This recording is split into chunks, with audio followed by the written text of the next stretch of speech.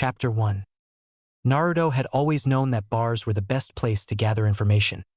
A bunch of drunken shinobi, letting their guards down, since they were safe at home and surrounded by their fellow comrades.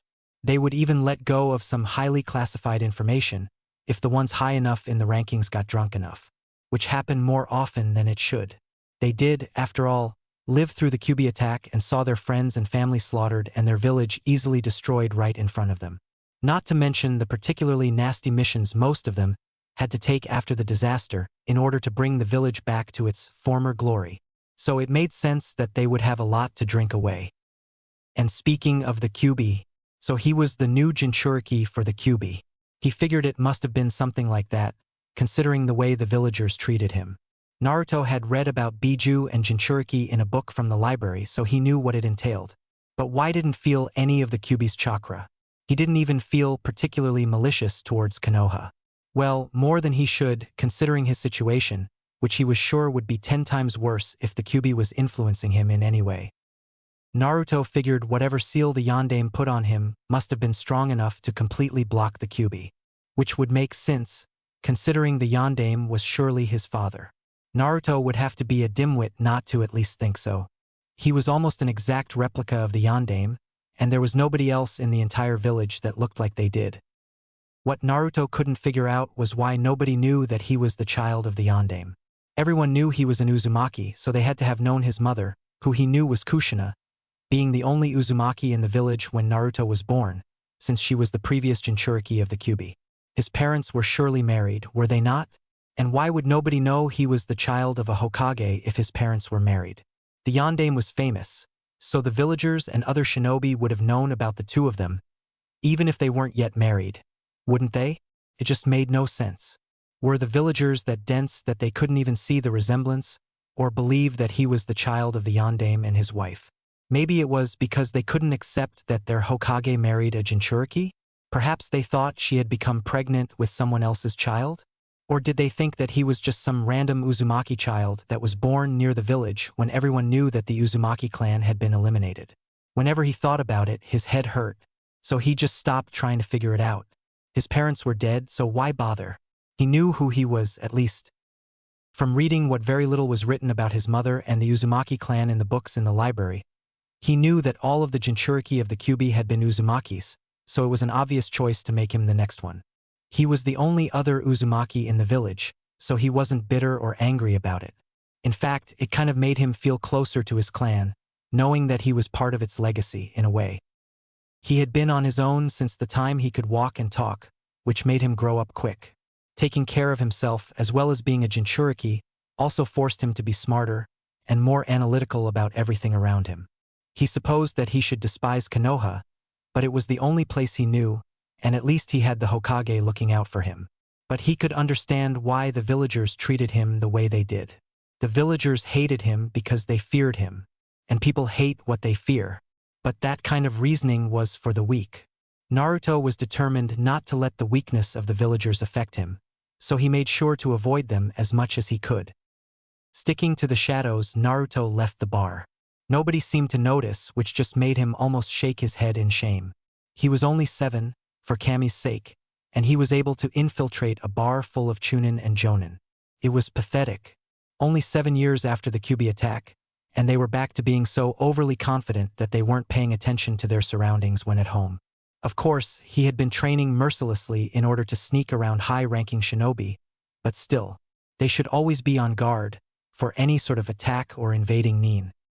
Naruto silently made his way through the streets of Konoha, using the shadows and making sure to avoid the hot spots for ANBU sentries, towards the Forest of Death.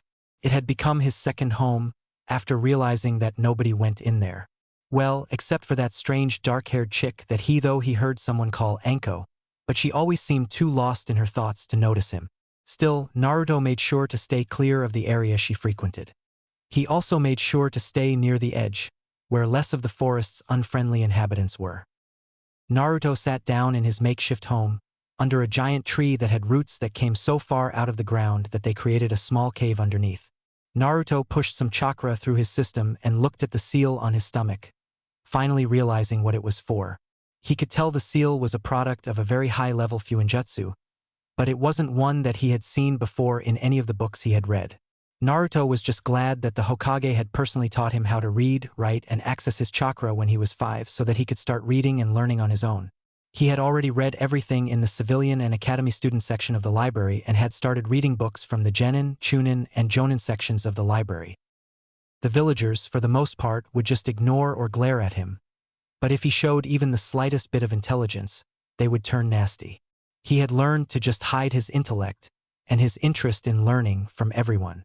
Due to that, all he could do was learn from books, which he had to borrow and return unnoticed, since there was nobody he could ask for help. When he read his first book on the breakdown of seals, he had been instantly hooked. Felt like Fuinjutsu was in his blood, which he supposed it was.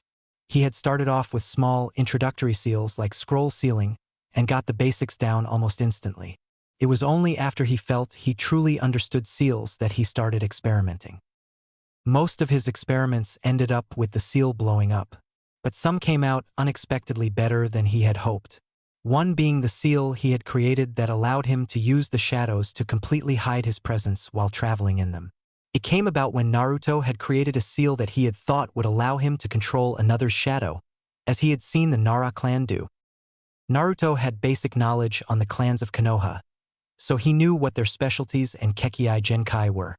He was annoyed at how much the villagers, and even other shinobi, relied on these clans, believing them to be unstoppable. Naruto wanted to be able to do their techniques in his own way, to show the village that relying on a clan because of their Kekkai Genkai would be inane. Granted, the Uchiha and Hyuga clans had dojutsus which could not be copied, but the clans were still overconfident because of them and there were weaknesses to everything. Naruto didn't know what those weaknesses yet were, but he would be sure to figure them out. He wanted to pick apart the entire system Konoha had for relying too heavily on its clans, which were thought to be all-powerful. Naruto was on his 6th test seal when it happened. It was the first time he had mixed some of his blood in with the ink he used on the seal. He had placed the seal on the darkest part of a tree's shadow and, using a hand seal that he had come up with specifically for use with his Fuinjutsu mixed with the rat seal that Naruto knew the Naras used when performing this jutsu, said, Fuin. Kagemain no jutsu asterisk. Naruto immediately felt his body being pulled into the shadow, and his chakra blending with it. It felt so strange that he dropped his concentration and he was thrown from the shadow after the seal exploded. Naruto continued working with the same seal, tweaking it only slightly, until he polished it up enough for him to be satisfied, which took weeks. With anything new that he was learning, he wouldn't stop until he felt it was perfect and he was incredibly judgmental about his work. Finally, Naruto figured out that if he placed the seal on himself, instead of the shadow and concentrated enough, he was able to completely blend into the shadows. Not exactly what he was going for in the beginning, but he actually felt this was a really impressive and useful technique. Not to mention a good step in the direction he was trying to go in. After successfully staying in the shadows for 3 days straight, Naruto was able to decrease the amount of concentration it took to use the technique. He was just glad that he had so much chakra that he could continuously use it for the time it took to get used to the jutsu. He also tried something new by painting the seal used for shadow travel permanently on his right upper arm. It had burned like it was on fire for a few minutes, but it was definitely worth it. After that was a success, he also painted the one for sealing on his left forearm. Once he felt that he had complete control over the jutsu, which Naruto named Ryoko no Kage asterisk, he started using it as his constant form of travel, only wandering around the village enough without it to make sure that people knew that he was still around. He was also working on refining the Ryoko no Kage to where he could make the shadow he was in larger or smaller, connecting shadows, and the one he was having the most trouble with, teleporting between distant shadows. Naruto also began working on building his body's physical strength, speed, and stamina without the use of chakra, and on basic taijutsu. He didn't use any weight seals, though he knew how to make them, because he knew it would stunt his growth or damage his body if he used them at such a young age. Building strength, speed, and stamina was easy, but learning taijutsu from a book was pretty difficult. That was when Naruto started using his Ryoko no Kage to spy on other Konoha nin. From doing that, he was able to see the many different taijutsu styles that the clans and other shinobi used. Naruto tried doing all of them, finding a style of his own, after incorporating elements from each of the styles he saw. He also started working on his bukijutsu, using all forms of weapons, but mainly focusing on the dual blades that he had lifted from a weapon shop's garbage. The blades were once two full swords that had broken. Naruto had taken them home, leveled them to the same length and sharpened them. They were his favorite possessions. After training in Bukijutsu for a few hours, then switching straight to Taijutsu after, Naruto slowly began mixing the two, which actually worked better with the dual blades for the type of Taijutsu he was trying to refine. He began a schedule of working on Bukijutsu, moving into Kenjutsu, then finishing with Taijutsu, getting his body used to doing one on its own, and being able to fluidly go between the others. Only after he felt that he was proficient enough with his Fuinjutsu, Bukijutsu, Kenjutsu, and Taijutsu did he start working on ninjutsu. He felt that a lot of shinobi relied too heavily on their ninjutsu, which was a mistake in his opinion. The Uchiha clan could copy any ninjutsu with their Sharingan and be able to block it. Some sensor-type shinobi could sense what kind of ninjutsu one was going to use, and any prolific Fuin user could put a chakra-suppressing seal on someone. Naruto was determined not to be caught off guard or vulnerable. He thought up every kind of possible situation where he couldn't do one or more type of a jutsu and made sure that he had backup plans and safeguards. Naruto didn't jump straight into performing and learning ninjutsu in the beginning. He first studied the introduction to chakra books. He learned how it works, what it does to and in the body, and about his chakra coils and points. Naruto was a firm believer in knowledge being power. If he knew the very basics about something, then he could build from that, making the jutsu easier to do and stronger in the long run instead of diving head first into a jutsu and not really knowing what he was doing. That was how people blew themselves up or spent careless numbers of hours in chakra trying to figure something out when it had such a simpler answer if one began from the very beginning. With that in mind, Naruto's first point of focus was chakra control. He started out with the basic, keeping a leaf attached to his body with chakra, and then learned how to walk up trees and on water. He even taught himself to do some medical ninjutsu after reading some anatomy books, just to make sure his control was perfect. Gaining full chakra control took a lot more time than he thought, almost 2 months of constant training, but he figured it must have been because he had such large chakra reserves. Once he felt he had full chakra control, he decided to try and learn some low-level jutsu using all the major nature manipulations. He thought that would be the best way to learn his affinity and also try building affinities towards other natures. He had read that full nature manipulation was so rare that the Sandaime was the only known person able to do it, but Naruto was determined to have them all the same, since his goal was to one day surpass the Hokage in power. Naruto didn't notice any real difference when using D-rank ninjutsu of varying nature manipulations. It was when he tried using some C-ranked one from a book that he swiped from a jonin that it became apparent. Wind techniques seemed to take the least amount of chakra for him to do, while earth took the most. Since Naruto figured wind must be his affinity, he decided to work on the natures he did not have an affinity with first. As was Naruto's custom, he first read about how to mold his chakra into each element and what kind of reactions could occur when doing so. He also made sure to read books on physics and biology, so that he could understand the very makeup of nature. Those books looked barely touched, much to his disappointment. If shinobi were going to use nature manipulation and transformations, they should understand what they were working with. By the time Naruto was 9, he had himself a healthy repertoire of B and C rank jutsu of varying nature manipulations. He decided not to learn any more until he perfected his favorites and was able to do them with very little or no hand seals. He felt that he needed to get his body and chakra more accustomed to the natures before going into the higher ranking ninjutsu. It was then that the Hokage suggested to Naruto via letter that he would like him to attend the academy. The Hokage wrote that he felt bad about Naruto being on his own all the time and that he should be around children his own age. The Hokage's real reason for enrolling Naruto into the academy, however, was because he was worried about how Naruto was able to just disappear and reappear whenever he felt like it. Even his crystal ball would not be able to find him. He knew that the villagers were much less than warm towards the boy, and he hoped that Naruto wasn't planning anything or getting involved with anything dangerous. He thought that making some friends his age would discourage the boy from hating the village and turning into a potential threat. He made sure to tell Naruto the day before classes started, just in case he was indeed planning something. The Sandaime liked the boy and felt responsible for him, but he was the Hokage first and foremost, so the village's safety came first.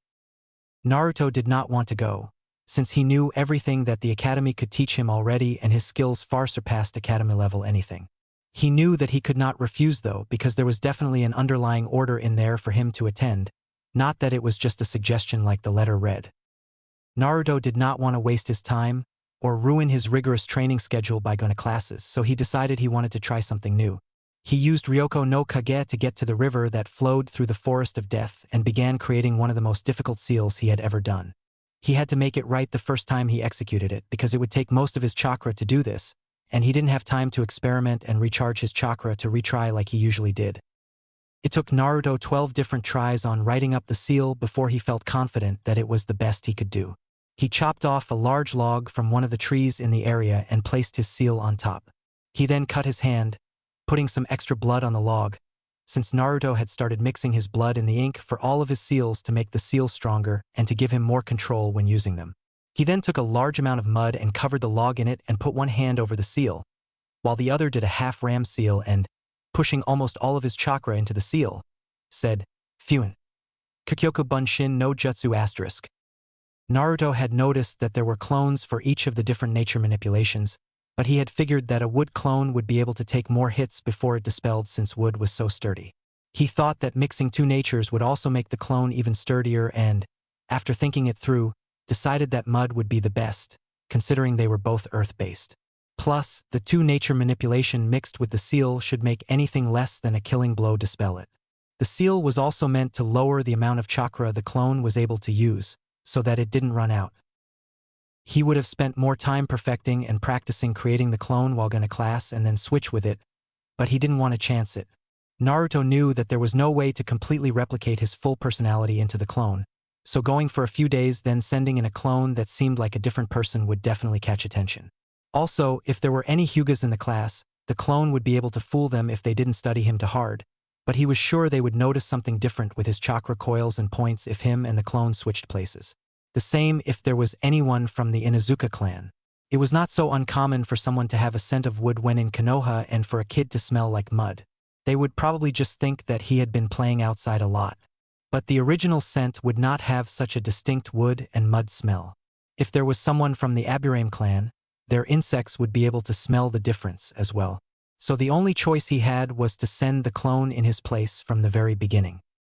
He looked over the clone carefully, after it was formed, using the last of his energy to make sure everything looked all right. "You are to go to the academy in my place and act as though you are the real Naruto. Stay in the village and only come to me when you have important information, if there is an emergency, or if you graduate, which is your goal. I have given you enough chakra that it should hold you for a few years if you use it sparingly. I want you to make sure people believe that you are not very smart or strong, and try to stay out of the way of the villagers." "Understood," Naruto told the clone. "Yash! Databeo!" Naruto clone yelled, bouncing on his feet and looking as though he hadn't been listening, before running off towards the village. "Perfect. A dud," Naruto thought sullenly before losing consciousness. Naruto knew that he could not return to the village while his clone was there, lest he gave himself away and that would cause a lot of questions to be thrown at him. Maybe more than that if they thought he was a threat. He had, after all, been spying on his fellow Konoha, and that just looked bad on him if they found out, beside the fact that he would borrow books from other shinobi without them knowing about it. So after he woke up, he made his way back to his now permanent home under his tree in the forest of death. He had already gotten used to hunting and gathering for food there, so he knew that he could comfortably live there and not need to go into town to buy anything. Now that Naruto no longer had to go into town, he could finally test out the Kyuubi's seal. He hadn't touched it yet, afraid of what might happen. He felt that he knew enough about seals that he wouldn't inadvertently release the Biju, but he didn't know what kind of change him or his chakra would undergo if introduced to the Kyuubis. He had tried all he could to find anything about his seal, but he hadn't been able to find anything like it in all the books he read, or the information he got from others, so he thought that testing it out directly was the only option. From what he could tell of the seal, there were layers to it. Naruto figured if he could just release the first layer, that should be enough for him to access the Kyuubi, but not affect him too much. He had read and heard about the Gojyo Fuin asterisk and its corresponding Gojyo Kain asterisk, but it was only brushed upon in the books, and who he had heard it from wasn't an expert with it. From what he could decipher, he thought he could try out the Gojyo Kain and see if it did anything. He would only use a little chakra to be sure that if it did work, he didn't unlock too much of the seal. Naruto focused a small amount of chakra onto his fingertips, took a deep breath, and quickly pressed his fingers onto the seal with his fingers spread so that they touched some of the outer layers. The pain in his body the moment he did it was so intense that it caused him to black out. Naruto awoke to find himself laying on his back in what looked like a sewer with pipes on the ceiling and walls. There was about 5 inches of water churning around him violently, and it seemed like the walls and pipes were pulsing uncontrollably. Without moving, he did a quick scan of his surroundings but didn't see anything else. He couldn't feel the water soaking him, but he could feel the tremendous amount of malicious chakra around him which was originating from the end of the hallway. Naruto got up slowly and started making his way towards where the power was coming from. Naruto was surprised at his mind's natural defense. The only thing here was the Kyuubi. He wondered if that was an Uzumaki clan trait or if it was just something that all Jinchuriki had, as a way of making sure that nobody could control him and thus the Biju inside. Perhaps it was part of the seal that kept the Kyuubi in check. Either way, he had to make some sort of defense for the Kyuubi as well. It wouldn't be good if someone could just waltz into his mind and easily get to the Kyuubi, even if Naruto himself wouldn't be affected.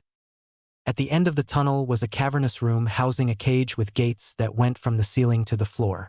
About halfway up the gates, Naruto saw the seal used to contain the Kyuubi within. Naruto slowly approached the gates and, while waiting for the Kyuubi to approach him, studied the seal. After a considerable pause, Naruto felt the air in the room shift and heard the Kyuubi moving. Naruto could feel the power rolling off the Biju in waves. He had never felt power so strong. Naruto was almost choking on the amount of malicious chakra coming from the cage. Before the Kyuubi was able to finally lay eyes on his container, Naruto did the only thing he felt right doing when meeting with such a powerful being. He kneeled with one knee on the ground, placing the fist of the same side next to it and his other hand on the knee bent pointing upwards, head down in the traditional pose that shinobi gave to their commanding officer. It took the Kyuubi a minute before he could say anything. Truthfully, he was surprised. No human, especially his Jinchuriki, had ever kneeled before him. They usually just barged into his space, demanding power, or they would just leave him alone completely. The Kyuubi started getting excited, though he did not show it. Perhaps this one can be used. I still cannot control him, due to this damnable seal, but I may be able to coerce him into removing it enough for me to take over. I see that you recognize true power, human, the Kyuubi said, looking down at Naruto. What has brought you to me before the prearranged time within this seal? The Kyuubi knew what the seal was meant for. It had already started adding very nominal amounts of his chakra into the boy's pathways, but only enough for his body to get used to it. There were still supposed to be years before the seal released its first layer. I wish to make a partnership of sorts, Naruto said, still from his kneeling position, thinking quickly. He did not know that he would be meeting the beast when he tested the seal, but he knew that this meeting could turn out in his favor if he played his cards right. He knew that the Kyuubi would not be happy with his request, but he was going to try and do this the best way he could, in order to be on good terms with the Biju. I do not partner with humans, the Kyuubi growled angrily. The human was not displaying any signs of fear, and the Kyuubi had to decide if he should try and scare the human into obedience, or if it would give it willingly. The Kyuubi could not tell what was in this human child's mind. It both annoyed and fascinated him. He had never met a human he could not read, and this one before him was quite the enigma. I said of sorts, Naruto replied. I know from studying the seal that the layers are meant to be released at certain points, and this will allow your chakra to start flowing through me. It already has, the Kyuubi interrupted. Yes, and I apologize for that, but I did not know any other way to speak with you without removing that first layer, Naruto said. The Kyuubi narrowed his eyes at his container but did not speak, wishing the human to get to the point. I did not wish to simply take your chakra from you. Again, my apologies that it is already happening. I first wanted to ask you for your chakra. I feel that everyone should become strong using their own power, not someone else's, but seeing as how we really have no choice in the matter, I see no other option, unfortunately. You are asking to use my chakra, the Kyuubi stated, more than asked.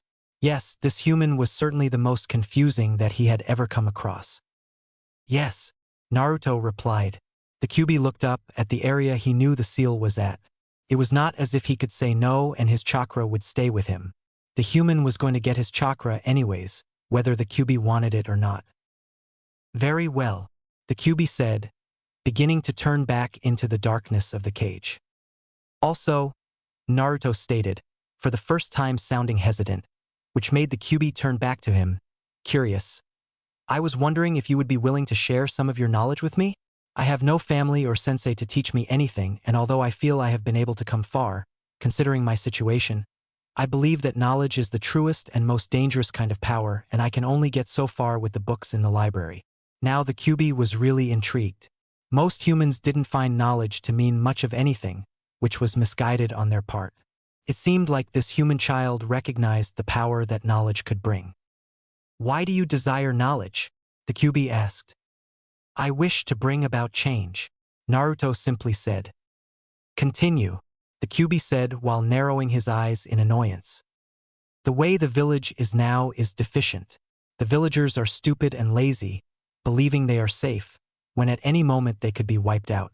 The shinobi here have gotten arrogant, believing they can handle anything that could happen, when it has already been proven, by you that they cannot. They rely heavily on the clans that reside within these walls, whom they seem to believe are omnipotent. Even the clans think that way about themselves. I want to show the village their miscalculation. I want them to know that they are not nearly as powerful as they believe. I want to show them true power so they will absolutely understand it. Naruto finished, with slight anger and bitterness in his voice. Oh yes, the Kyuubi was definitely happy with his new container. He wondered if the human could hear the beginnings of insanity in his own voice. All of the things the human child listed were things that the Kyuubi himself felt. He briefly wondered if he had already been influencing the child through the seal, but disregarded the thought. The seal was unfortunately foolproof against that. This container was definitely going to work for him. If the child wasn't still kneeling in front of him, the Kyuubi would have laughed at his luck. I allow you to use my chakra as you see fit. It is your responsibility to access it and control it. It will not be my fault, nor will I help, if you go too far with it. As for the knowledge, I will offer it when, and if, I feel like doing so, the Kyuubi said, returning to the darkness of the cage. Thank you, Naruto said, finally standing up after he could no longer hear the Kyuubi moving. Naruto was unsure of how to return to his body, so he decided to do a chakra pulse, in hopes that it would jolt him awake, which it certainly did. The moment he returned to his body, he regretted it. It felt as though hundreds of shards of glass were shredding up his body from the inside. The pain was so immense that he couldn't move and tears starting flowing from his eyes. Truly felt like he was dying. Naruto now realized why the seal was set up the way it was. The first layer was meant to loosen once his chakra coils had finished developing and he had unsealed it before then. He knew the only thing he could do was try his best not to fight the invading chakra of the Kyuubi. If he did, it would take a lot longer for his coils to get used to it. He just hoped he would actually live through it. It took half an hour of excruciating pain before Naruto was able to move again. It took another day and a half until the pain had completely receded. It was only then that he attempted to access his chakra. His body felt as if it was burning for a few minutes, but the longer Naruto drew upon the chakra, the more his body got used to it. Once the burning feeling had gone away, Naruto decided to try out how much the Kyuubi's chakra interfered with his control by trying the simple leaf test. The second Naruto tried to push the small amount of chakra required into the palm of his hand to make the leaf stick there. The leaf blew up in a fiery explosion that left Naruto's hand with third-degree burns, which began healing almost immediately. Well, shit, Naruto thought angrily. I have to start all over again. A sudden surge of rage made him take his frustration out on a Fuin-enhanced dummy he had created, until he felt calm and clear-headed again. And my emotions are affected too. Just great. Best start from the beginning. Again. Naruto began collecting a pile of leaves and, as an afterthought, put on some shinobi-grade fingerless gloves. Better safe than burned. Chapter 2. It had taken Naruto 3 years to finally get full control of his chakra again. He had also loosened the seal 3 times and felt that going any further would cause him to lose control of himself. As it was, the 3rd time he loosened it, the Kyuubi had actually taken over for a brief moment. It took all of Naruto's willpower to overcome the Kyuubi, but now he could handle up to 5 tails. He constantly had to hold back the malicious chakra and killing intent that would roll off him and also control his emotions, which had become more volatile. Naruto had to relearn his chakra control every time that he loosened the seal, but felt that if he were to do it again, it would only take a short time for him to regain control. He had finally realized why releasing a layer of the seal messed up his chakra control. Naruto's chakra before infusing with the Kyuubi's was only slightly unstable, since his coils were still developing, whereas the Kyuubi's would ebb and flow through his system. Sometimes there would be a large burst of it, and sometimes it would be just a small amount more than his own. Naruto had finally gotten his coils to stop pulsating the Kyuubi's chakra, and now had fully developed larger coils that kept a consistent amount of his chakra flowing through them that had started to fuse with the Kyuubi's. During that time, Naruto had also perfected his own method of taijutsu and kenjutsu. He had also advanced to where he could use the few ninjutsu he favored with only one hand seal. Working on his genjutsu had been the hardest. You could know the breakdown of genjutsu, but without a proper sensei to teach you how to do it, it was impossible to do. Oddly enough, that was where the Kyuubi stepped in and started instructing him and giving him some pointers, not to mention incredibly violent and gory ideas. Since releasing the seal the second time, Naruto and the Kyuubi were able to converse with each other telepathically, which was more of a blessing than a burden, as Naruto had found out in this case. The Kyuubi had started out calling him names and yelling at him when Naruto had first started trying his genjutsu out on a clone. After the botched genjutsu attempt, the Kyuubi had started actively including himself in all of Naruto's training, even going so far as to actually give him some jutsu. With the help of Kyuubi's chakra running through him, Naruto was also able to master fire nature manipulation. Naruto was in the middle of learning Katon, Hinoiki **, which was a modified version of one of Kyuubi's own attacks that the Kyuubi was teaching him, when he felt his clone approaching quickly. He had to immediately cut off the jutsu, lest his clone run straight into the fire. Kami, I really did screw this one up, Naruto thought. First, his clone almost runs straight into its own death or, well, dispelment. Then when he stops in front of the original, he was wearing a bright orange jumpsuit and ridiculous-looking goggles on his head. Naruto didn't even know they sold anything like that in Konoha. Of course, he wouldn't have been able to buy it either way. All of the things Naruto owned were taken from garbage cans and fixed up, except for his ink, which he made himself. Naruto wondered how his clone could have gotten from the moss green short-sleeved shirt, black shinobi pants, and black sandals that he was created in that matched the original's clothing, to that. His thoughts on his clone's appearance left his mind when he saw the look of utter excitement in his clone's eyes. Mizuki-sensei is so awesome. You won't believe what he told me. I never would have thought, since Irika-sensei is usually the only one that pays attention to me. But that's the clone began, talking quickly and animatedly, with his hands flying and feet bouncing when Naruto cut him off, rubbing his head. What are you here for? I told you to only come here if there was an emergency or when you graduate. That's what I'm saying, Databeo, the clone said loudly. This is my chance to graduate. I could never create a clone, which was what we needed to pass, so Mizuki-sensei said that he knew a way that I could graduate besides that. He said if I take the scroll of sealing from Gigi's house and learn something from it, I could graduate. Naruto contemplated destroying his clone for its stupidity. Obviously this Mizuki-sensei was trying to get his clone to steal the scroll from the Hokage's home so that he could take it from his idiotic clone scot-free. He assumed that this Gigi was the Hokage, since his home was the only place the scroll would be. But then he thought more about it. This could actually be good. If he were to get his hands on that scroll, he could learn some really powerful jutsu. And it would be simple to set up this Mizuki, if he was as stupid as he sounded. Do you think that you could get this scroll from the Hokage? Naruto asked his clone. Of course, Databeo.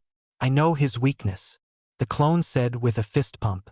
Naruto highly doubted his clone actually knew the Hokage's weakness, but the clone was still a part of himself, if only slightly, and should have enough skill to at least get a scroll. Especially if this Mizuki had already subdued the guards, which he was sure to have done in order to let Naruto's clone get to the Hokage's home uninterrupted. All right, quickly go and get it, then find a hidden spot to look it over. I will be there when you get back, Naruto told his clone. The clone was as simple as he thought. It didn't even wonder how the original was going to know where it was coming back to. Before the clone could run off, Naruto used Ryoko no Kage to enter his clone's shadow, following him to the Hokage's residence. As Naruto had thought, all of the guards were laying around outside, though he doubted his clone noticed, since it climbed through a window on the top floor. He could still smell the lingering scent of a poison in the air, which meant that it was just recently used. He recognized it as a non-lethal one, luckily for the perpetrator. Killing the guards of the Hokage's home would get him caught immediately. The suits they wear have a seal on them that is directly connected to their heartbeat. Once their heart stops beating, a red alert is sounded to all high-level shinobi, all of whom would surround the residence within seconds. So the traitor Mizuki wasn't as dim as his clone, at least. Naruto was curious to see how his clone was going to subdue the Hokage. The second his clone opened the door from the room they entered into to the hallway, he actually held his breath in anticipation. Overpowering the Hokage was out of the question. The only thing his clone could do was somehow distract the Hokage. Using the knocked-out shinobi outside would be the best option, but they would have to move fast if they did that. The Hokage might even set off the alarm before the clone could finish speaking, which would make it impossible to get the scroll. That's why Naruto was there. If his clone could get the Hokage out of the house, or even just further away from where it was, but could not make it to the room that housed the scroll, Naruto could use the shadows to get into the room and get it himself. He hoped there would be enough confusion that he would be able to escape with it unimpeded. "Naruto, what are you doing here?" the Sandaime asked with confusion on his face when he saw the clone in the hallway. Oiroke no jutsu asterisk. Naruto could almost feel the heat on his face. That was the most humiliating thing he had ever seen. His clone actually transformed into a naked woman. Not only that, it actually knocked the Hokage out from a nosebleed. He couldn't believe that worked. Nor could he believe that his clone would do something as horrendous as transforming itself into a woman. He hoped that was the first time his clone had used that technique or that nobody else had seen it do it. The Naruto clone then made its way to the room the traitor had told him about.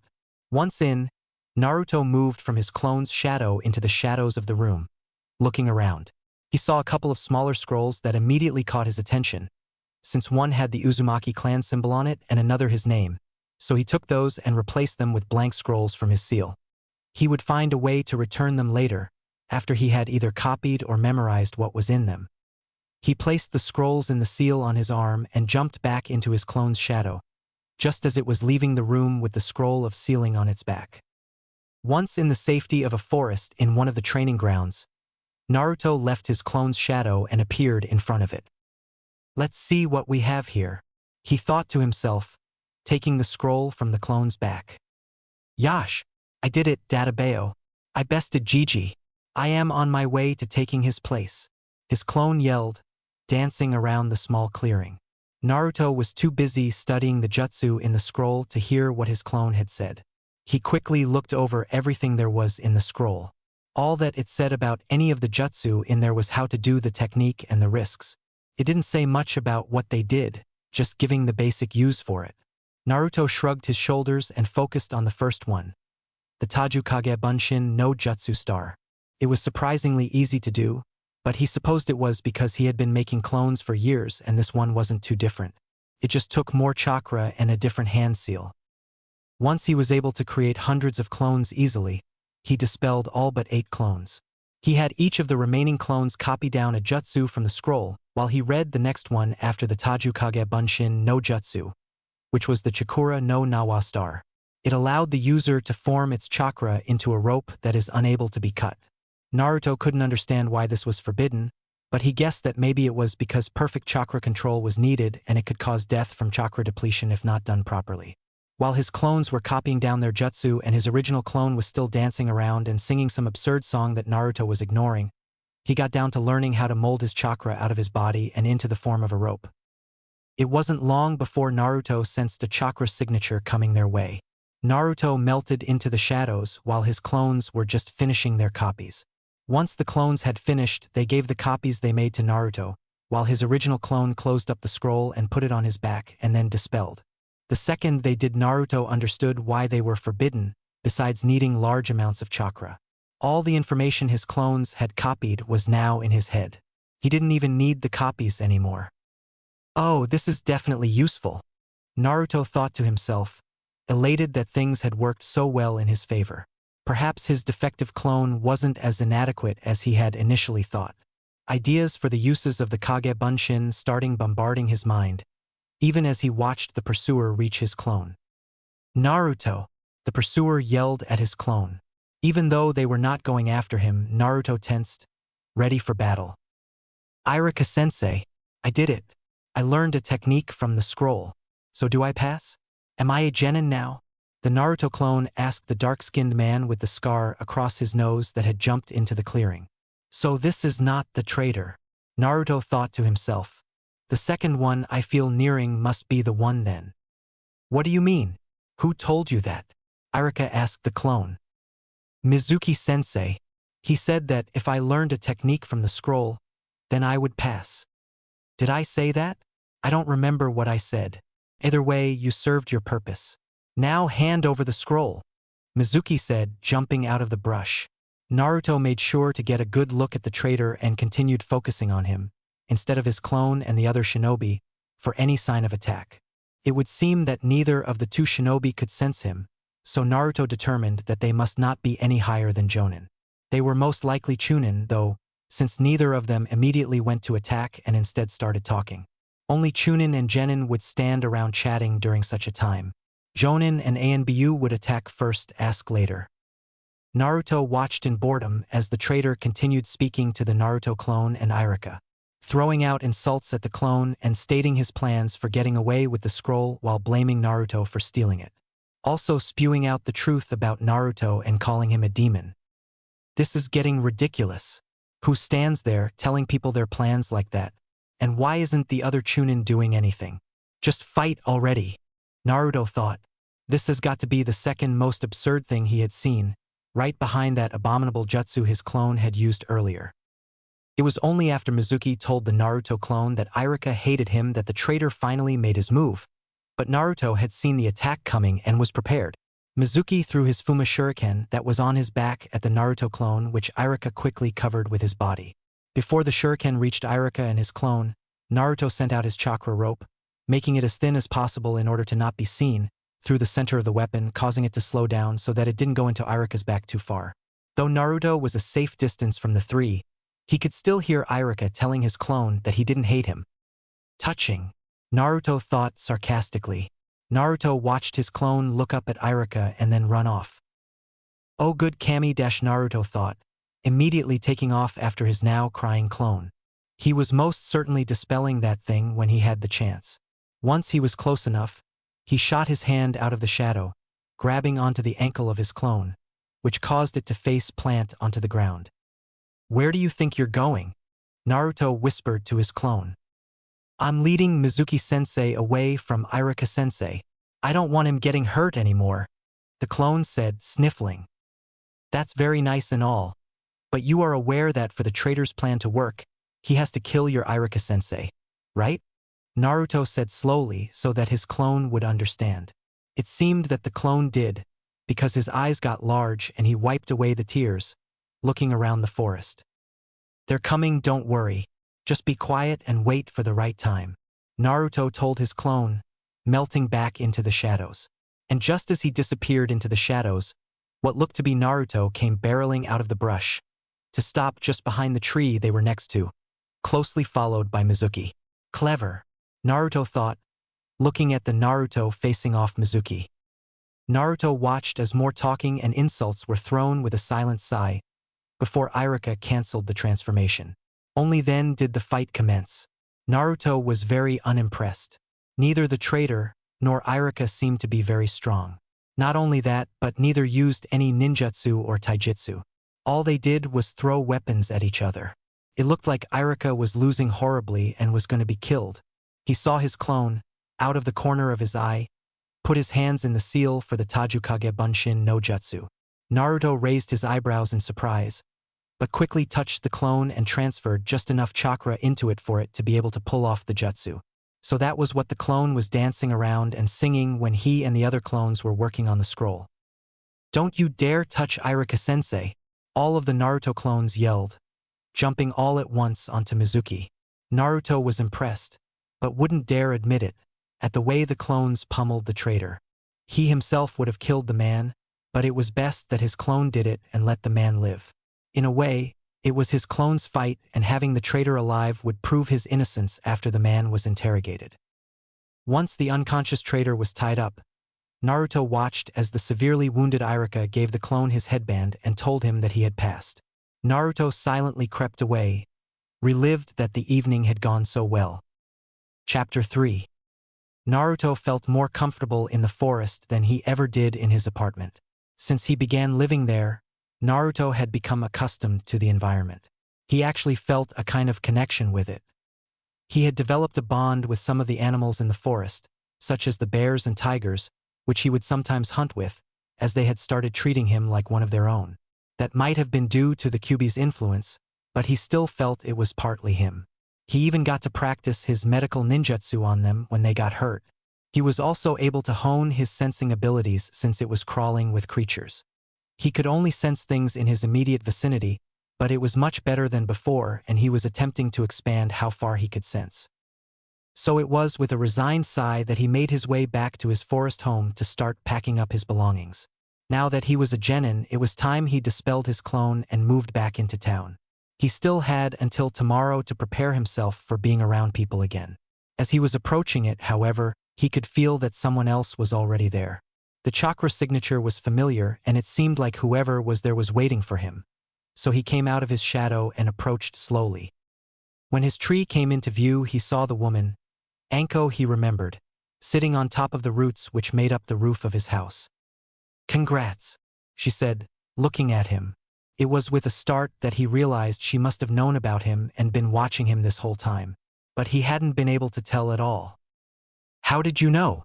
he asked tensely with a deep frown. "The snakes," she said, holding up her arm that had previously been hidden from him that had a snake curled around it.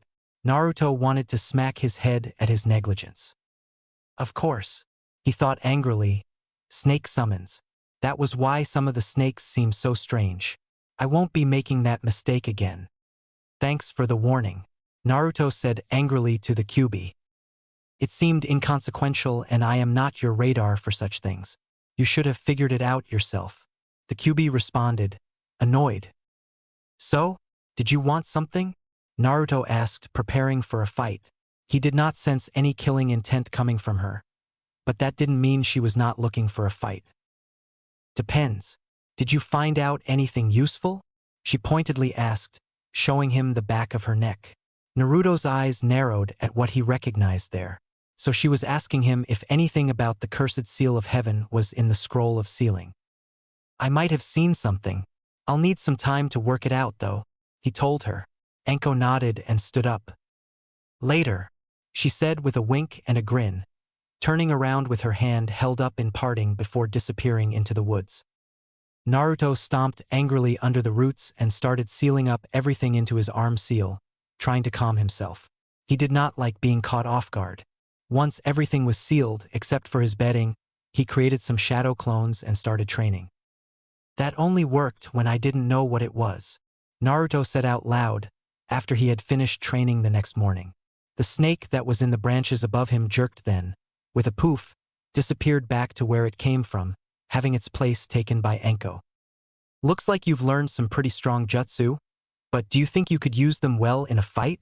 Anko asked mockingly. Naruto just snorted in response. Let's test that out, shall we? It's been a while since I had a good fight, and it looks like you could give me one, she said with a vicious smirk, cracking her knuckles. Yes, but you're a jonin and I'm just a genin. That's a big difference in skill, Naruto said with his own smirk, getting into a defensive stance. Details, she replied with a shrug, before charging him. Naruto was starting to like this one. He could feel the Kyuubi agree. It was later that day that his clone came to find the area demolished. Trees were uprooted and destroyed, the ground was covered in small craters, and there was smoke still lingering from scorched areas. Walking through the destruction, the clone found his creator, lying on his back on the ground, spread eagle style with his clothes burnt, cut, and stained with blood, watching the sun set. The only indication Naruto gave to his clone to acknowledge its presence was shifting his eyes in its direction momentarily, before looking back at the sun. Lose a fight? His clone asked, sitting next to him. She'd like to think so, but it was more of a draw. Naruto replied. He heard the Kyuubi snort. He had most certainly lost, though the Kyuubi was still impressed. His Jinchuriki did better than he thought it would against someone with as much skill as the woman had. His Jinchuriki had held up well against her, for the most part, and he didn't even use any of the Kyuubi's chakra.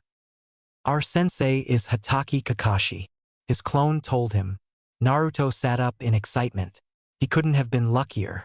Kakashi was one of the strongest shinobi in the village, and there was a lot Naruto could learn from him. He apparently values teamwork above all else. His clone continued with a grimace. Naruto cocked his eyebrow in question. He made us do some ridiculous bell test to test our teamwork. Told us something breaking rules are trash, something abandoning comrades are worse. I wasn't really listening. Naruto couldn't help it, he rolled his eyes. His clone had a serious listening problem. But we passed, so it's cool. Who else graduated?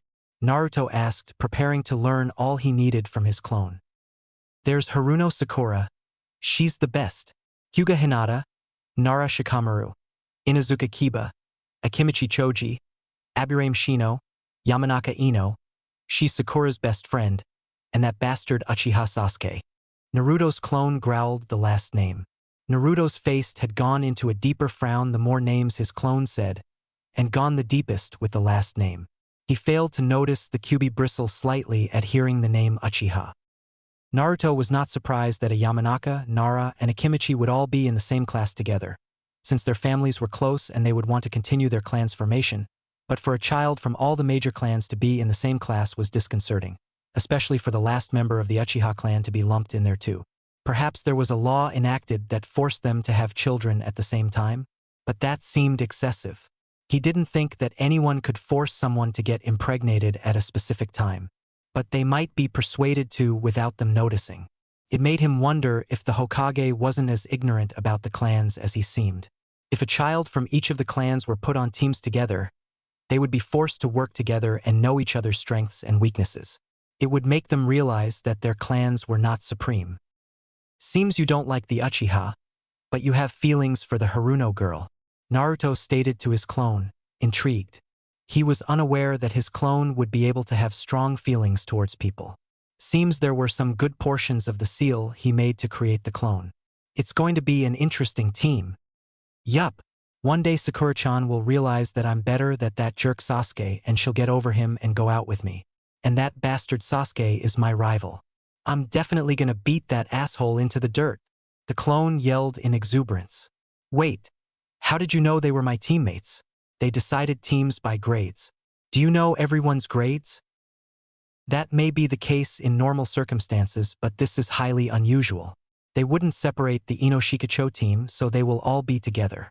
The Hyuga, Inuzuka, and Aburame will be together, since they are from the other prominent clans and the heads of their clans would want them with another member of a clan. That leaves me, the Haruno girl, who is a civilian, and the Uchiha, whom isn't really a member of a prominent clan anymore since he is the last of his, to be on a team together. The throwaways. Naruto thought to himself, only slightly annoyed. It did make sense after all. A look of comprehension came over his clone's face. So, does it happen now? His clone asked quietly, looking down at its hands, clasped tightly together in its lap. Naruto turned to his clone and nodded. Can you promise me something? I was going around telling everyone I was going to be the Hokage someday, you know? His clone said with a far-off look in its eyes. Well, it was more than that. I was actually promising everyone that I would do it. Could you keep that promise for me? Naruto sat in silence for a while. When he thought about it, it wasn't so bad of an idea. Naruto had thought to just be powerful enough to be ANBU captain, or someone of great influence. But he would have much more power as the Hokage. The power to actually make some real changes to the village that were long overdue. He would just have to add learning politics into his routine. I can do that, he promised with a nod. His clone gave him a reassured smile. Thanks, he said before Naruto dispelled it. We should have used it as a training dummy, the Kyuubi said. It would have dispelled when I ripped its tongue out. Besides, you only say that because you enjoy seeing the shit get kicked out of what looks like me. Naruto accused. He didn't get a reply. The next day found Naruto meeting with his team for the first time. It was also the day of their first mission. He had arrived at the prearranged meeting place to find his teammates already there waiting. Naruto knew that Kakashi was habitually late, due to visiting the graves of his deceased teammates. He had seen him there on many an occasion.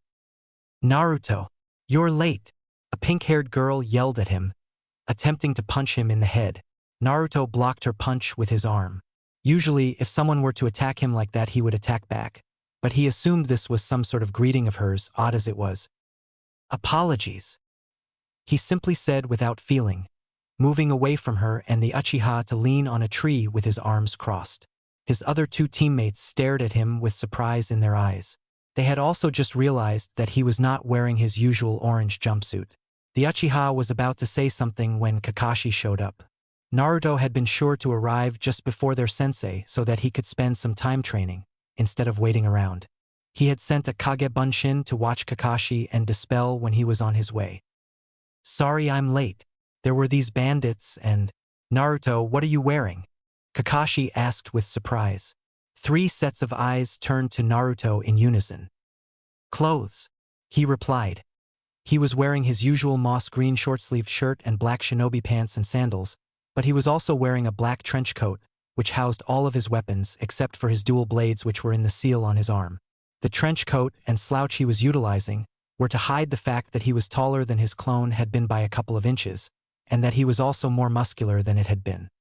He had changed the cloth on his Hitai 8 to a longer black one and tied it around his forehead. "Yes, but what happened to the—" Kakashi made a waving hand gesture in his direction. "Orange." Naruto just shrugged in response. He knew that his clone had acted differently than him, but he would be damned if he acted as brainless as it did. He felt agreement from the QB. "Naruto, are you okay?" Sakura asked, with real worry in her voice, slowly approaching him. He looked to her momentarily, before dodging 5 shuriken that were thrown at him and grabbing the foot of the Uchiha when he tried to kick him. "It's an imposter," the Uchiha yelled, backing away from Naruto with a kunai in hand. Naruto just sighed. "Hataki-sensei, will you please tell Uchiha-san that I am not an imposter?" he said, looking to his sensei. They all jerked at how he addressed Kakashi and Sasuke, while Sasuke continued to try and fight Naruto with renewed vigor. If you can call that fighting. Naruto thought, internally rolling his eyes. Pathetic, he heard the QB add. Kakashi removed his Hitai 8 from his Sharingan and activated it, looking at Naruto with it. "It's the real Naruto," he said with shock in his voice, covering back up his Sharingan. He had thought that it was an imposter as well. But how Naruto knew about the Sharingan and what it could do, he was curious to find out. Kakashi narrowed his eyes, as well as everything else that Naruto was hiding. "I think you have some explaining to do. I think we have a mission to do." Naruto shot back calmly. Their eyes widened slightly in remembrance. They had been so distracted by the changes within Naruto that they had completely forgotten about their first mission. "Right, well, after then," Kakashi said, giving him a serious look. Naruto just nodded and pushed off from the tree to head to Hokage Tower to get their mission briefing. Everyone followed after him, staring at his back tentatively. Well, the Haruno girl was staring at his back tentatively. He could feel the glare from Kakashi and the Uchiha trying to burn a hole in his back. Naruto just sighed internally. "This is definitely going to suck," he thought. "Good work, everyone," the Hokage told them after their latest mission. He glanced at Kakashi and they had one of their silent conversations which Naruto was able to pick up on easily. They seemed to be having those after every mission briefing. "Notice anything?" the Hokage's look asked. He had been surprised with Naruto's sudden change as well and had told Kakashi to keep a close eye on him. "Only the usual odd behavior. He still hasn't used any real skills yet," Kakashi's answering look said. "Think we should test him?"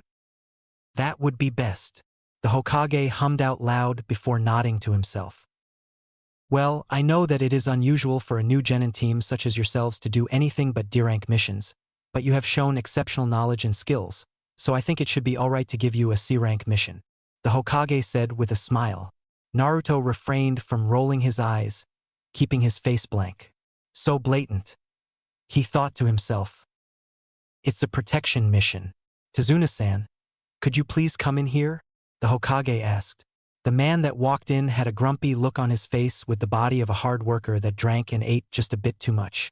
The hair on his head and goatee were both light gray. He pushed the glasses further onto his nose before taking a swig out of the bottle he had in his hand as approached Team 7. What, this is it, kids?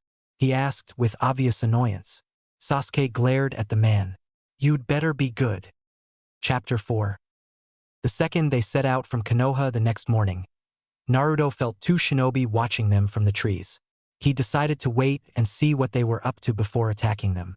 Kakashi was keeping a close eye on him, and he didn't want to give away too much yet. He had even finally activated his weight seals so that he would move slower. He knew they were to head east to get to Mizu no Kuni, but decided to walk in the back of the group, hoping to avoid conversation. When they came across a puddle on the road, Naruto saw Kakashi glance at it, signifying that he had noticed as well. Naruto had to decide if he wanted to do anything, or just let Kakashi handle it. By the time Naruto had come up to the puddle, he had deduced that it wouldn't hurt anything if he messed with the puddle a bit. He purposely splashed his foot down onto the puddle. The second his foot touched the surface of the puddle, he shot his chakra out through the bottom of it in the form of a spike. Naruto had the idea from the Chakra no Nawa asterisk that if his chakra could form a rope, it could also form in other ways and had been practicing. Kakashi turned around the second he heard the splash, to see Naruto take his now wet foot off the puddle. Didn't splash as much as I thought it would, Naruto said in a deadpan voice. By now the rest of the entourage had turned around to look at him. He felt the shift behind him and jumped quickly to where the rest of his group were. As two shinobi rose from the puddle, blood staining their chests. That hurt, you little bastard, they yelled in unison. Oops, Naruto said in the same voice. He felt more than saw Kakashi move from behind him. The next second he was behind the two shinobi. He shoved both of their heads together, knocking them out. He then proceeded to tie them up. After making sure they were secured properly, he turned to Tazuna. Why would shinobi from Kirigakure be here? It almost seemed like they were waiting for us, but if they were after any of us shinobi, they couldn't have known that we would be leaving the village. I wonder who they were after, Kakashi said, seemingly rhetorically. Tazuna had the decency to look ashamed. Couldn't afford more than a C-rank mission? Naruto asked with his back slightly turned away from the group. Tazuna jumped in surprise and then looked down in guilt. We can handle it. We should continue, Naruto said, looking at Kakashi calmly. Naruto knew that Kakashi was thinking about heading back and giving the mission to more advanced Konoha nin. Kakashi stared back for a moment before smiling. Right, we finished the mission, Kakashi confirmed, nodding. They continued on in silence, before coming across a boat waiting for them at the edge of the water. Once on the boat, Tazuna told them about the ruthless and wealthy businessman that was after his life for trying to build a bridge meant to bring trade into the country. So it's all political, Naruto thought. Getting involved in this should give me some good insight for future reference. Once landing in Tazuna's hometown, Naruto felt an aura he had never encountered before. The killing intent from one of the chakra signatures he felt was so strong, he was actually impressed. What do you reckon? Naruto asked the Kyuubi. We can probably take him if you go all out, but he's about the level of the one with that damnable eye. It would certainly give yourself away if you engaged him, the Kyuubi responded. Naruto had noticed that the Kyuubi seemed uncomfortable when Kakashi had used the Sharingan on him before to check if he was the real Naruto. So he figured that Kyuubi had a reason to not like that eye, and Naruto knew not to ask him anything. The Kyuubi would tell Naruto if he felt it necessary, but if not, he wouldn't say a word.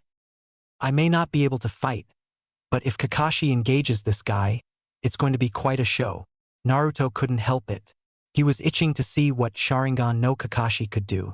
With his back to the others, he looked straight at where he felt the chakra signature and gave an evil grin that seemed to set off whoever was there, because there was a shift in the air before what looked to be a large sword came flying at them. Everyone down, Kakashi yelled. While everyone hit the ground, Sasuke taking Tazuna down with him. The sword embedded itself in the tree next to them and the attacker appeared, standing on it. Naruto got a good look before his heart started racing. He knew who this was from sneaking a peek at Konoha's bingo book. Kirigakure's missing nin Momochi Zabuza, demon of the hidden mist and one of the 7 shinobi swordsmen of the mist. He looked down at the sword the man was standing on, curious to see what one of the most famous swords in all the countries looked like. It was a massive cleaver with a hole near the end of the blade. Although there was information on some of the 7 swordsmen, it was only the ones that became missing nin, and there wasn't really much on the swords. Kakashi didn't know how, but he knew that Naruto was no genin-level shinobi, even barring the QB inside of him.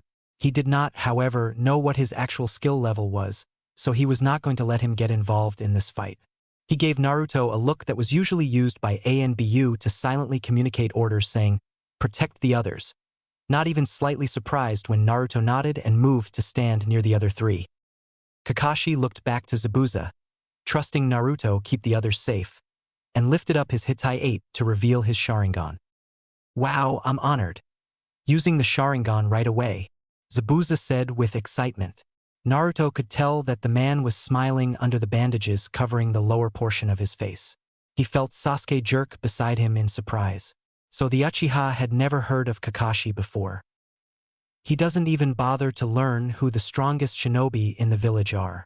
Naruto thought to himself, stopping the eye roll that threatened to break his blank stare. He felt the moment Kakashi and Zabuza released their killing intent, ready to fight. Zabuza's killing intent was laced with madness that made a shiver of anticipation run down Naruto's spine and a malicious smirk form. This had been what he was waiting for. A real fight to the death fight.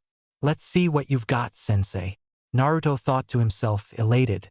He felt Sasuke shaking next to him, realizing it was probably the first time the Uchiha had felt such strong killing intent before. Naruto shifted just enough to bump into him. When the Uchiha turned a questioning look to Naruto, he raised his eyebrow at him. It seemed to work, because the Uchiha stopped shaking and put a serious look of concentration back on his face, getting into a defensive stance. Zabuza used Shunshin no Jutsu asterisk from the tree to on top of the water near to them, holding a ram seal with one hand across his chest and one in the air.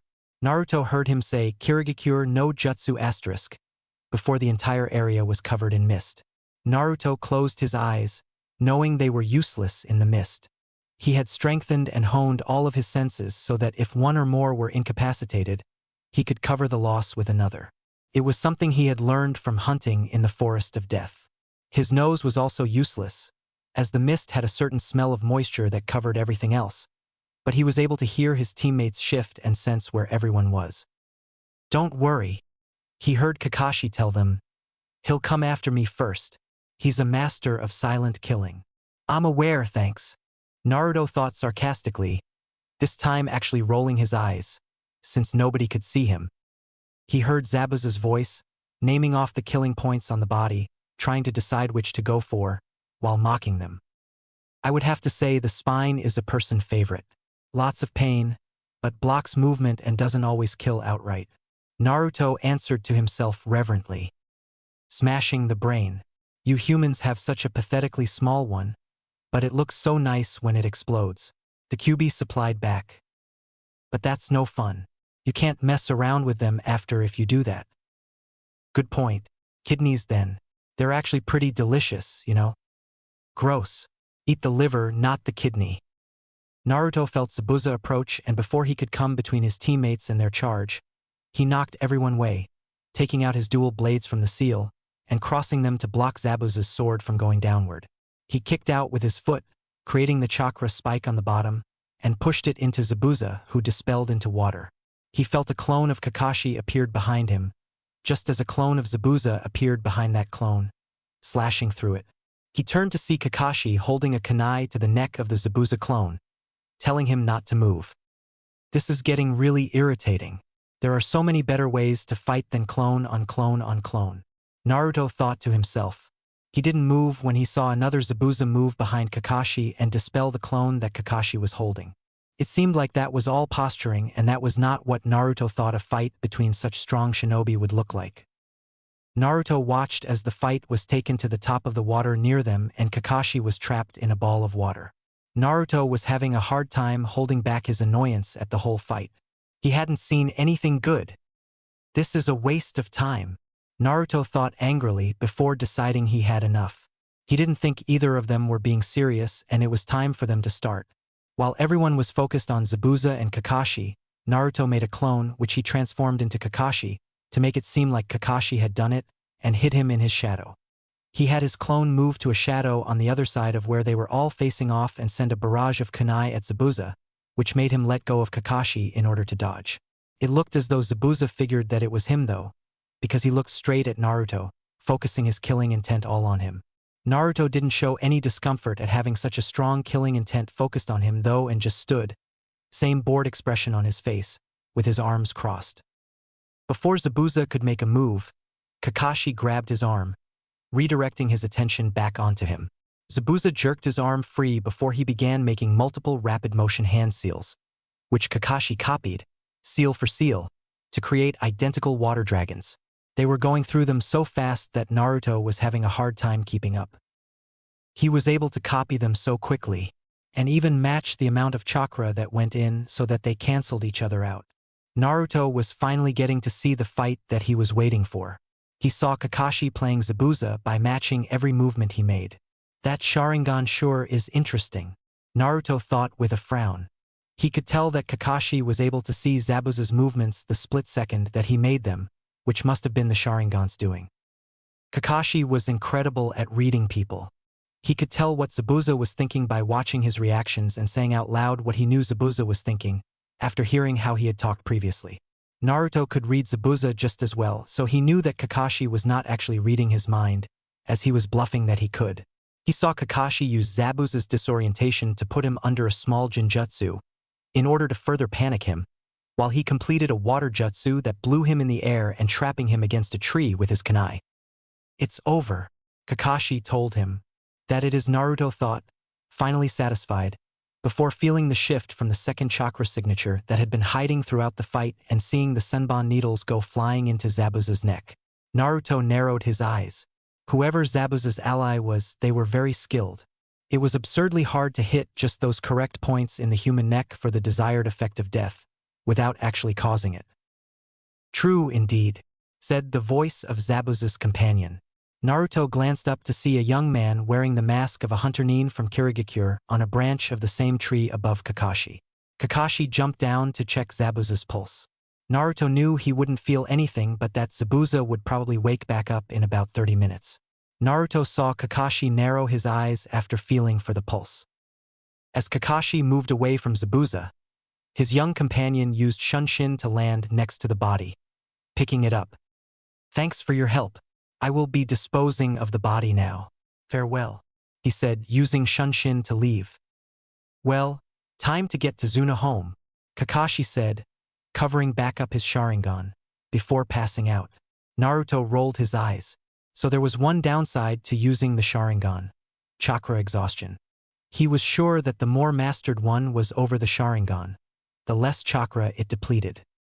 That would be correct. He heard the Kyuubi growl in reply. Naruto waited to see if the Kyuubi would go into detail, but that was all the information he offered. Naruto just mentally shrugged, before putting one of Kakashi's arms around his shoulders and carrying him the rest of the way to Tazuna's house, which was a quiet trip. After coming to the conclusion that Zabuza must still be alive later that night, Kakashi told them they should train so they would be ready for when he comes back. Kakashi met his eyes, which told Naruto, "They train while you tell me what's going on." Naruto inwardly flinched. He had done well avoiding this talk, but it seemed like he couldn't anymore. While Kakashi was teaching Sasuke, Sakura, and a clone Naruto had created to make it seem like he was learning with them about chakra control, Naruto was waiting a good distance off for Kakashi to return so that they could have their talk. It wasn't long before Naruto could hear the sound of Kakashi approaching. Naruto stayed where he was, leaning against a tree with his arms crossed. Kakashi sat with his back against the tree opposite Naruto. "So, how about you tell me what's going on?" Kakashi asked calmly, closing his eyes with a smile that was more unsettling than reassuring. Naruto sighed. "Here we go," he thought. "I take it you read up on our files before taking us as a team, but did you notice anything about me the first day you met me?" Naruto asked. Kakashi frowned. "I did notice something seemed off about you." but I didn't wonder too much about it. Kakashi replied honestly. You thought it was the QB that made me seem off. Naruto stated more than questioned. The only sign that showed Kakashi's surprise was the slight widening of his visible eye. The traitor Mizuki told me about it when he had me steal the scroll.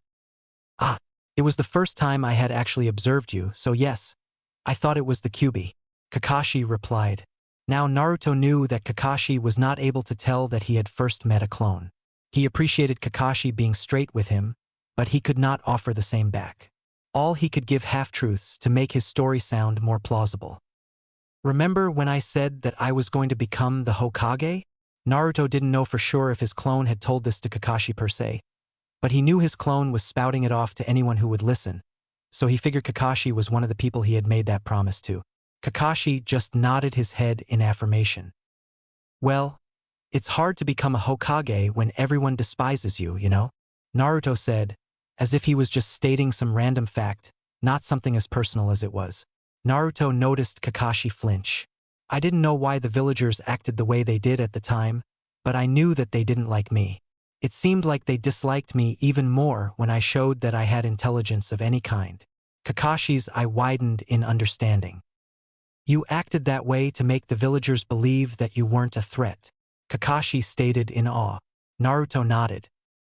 The plan was for me to continue to act that way until I made Genin. That was where I would start showing, little by little, what I was actually capable of.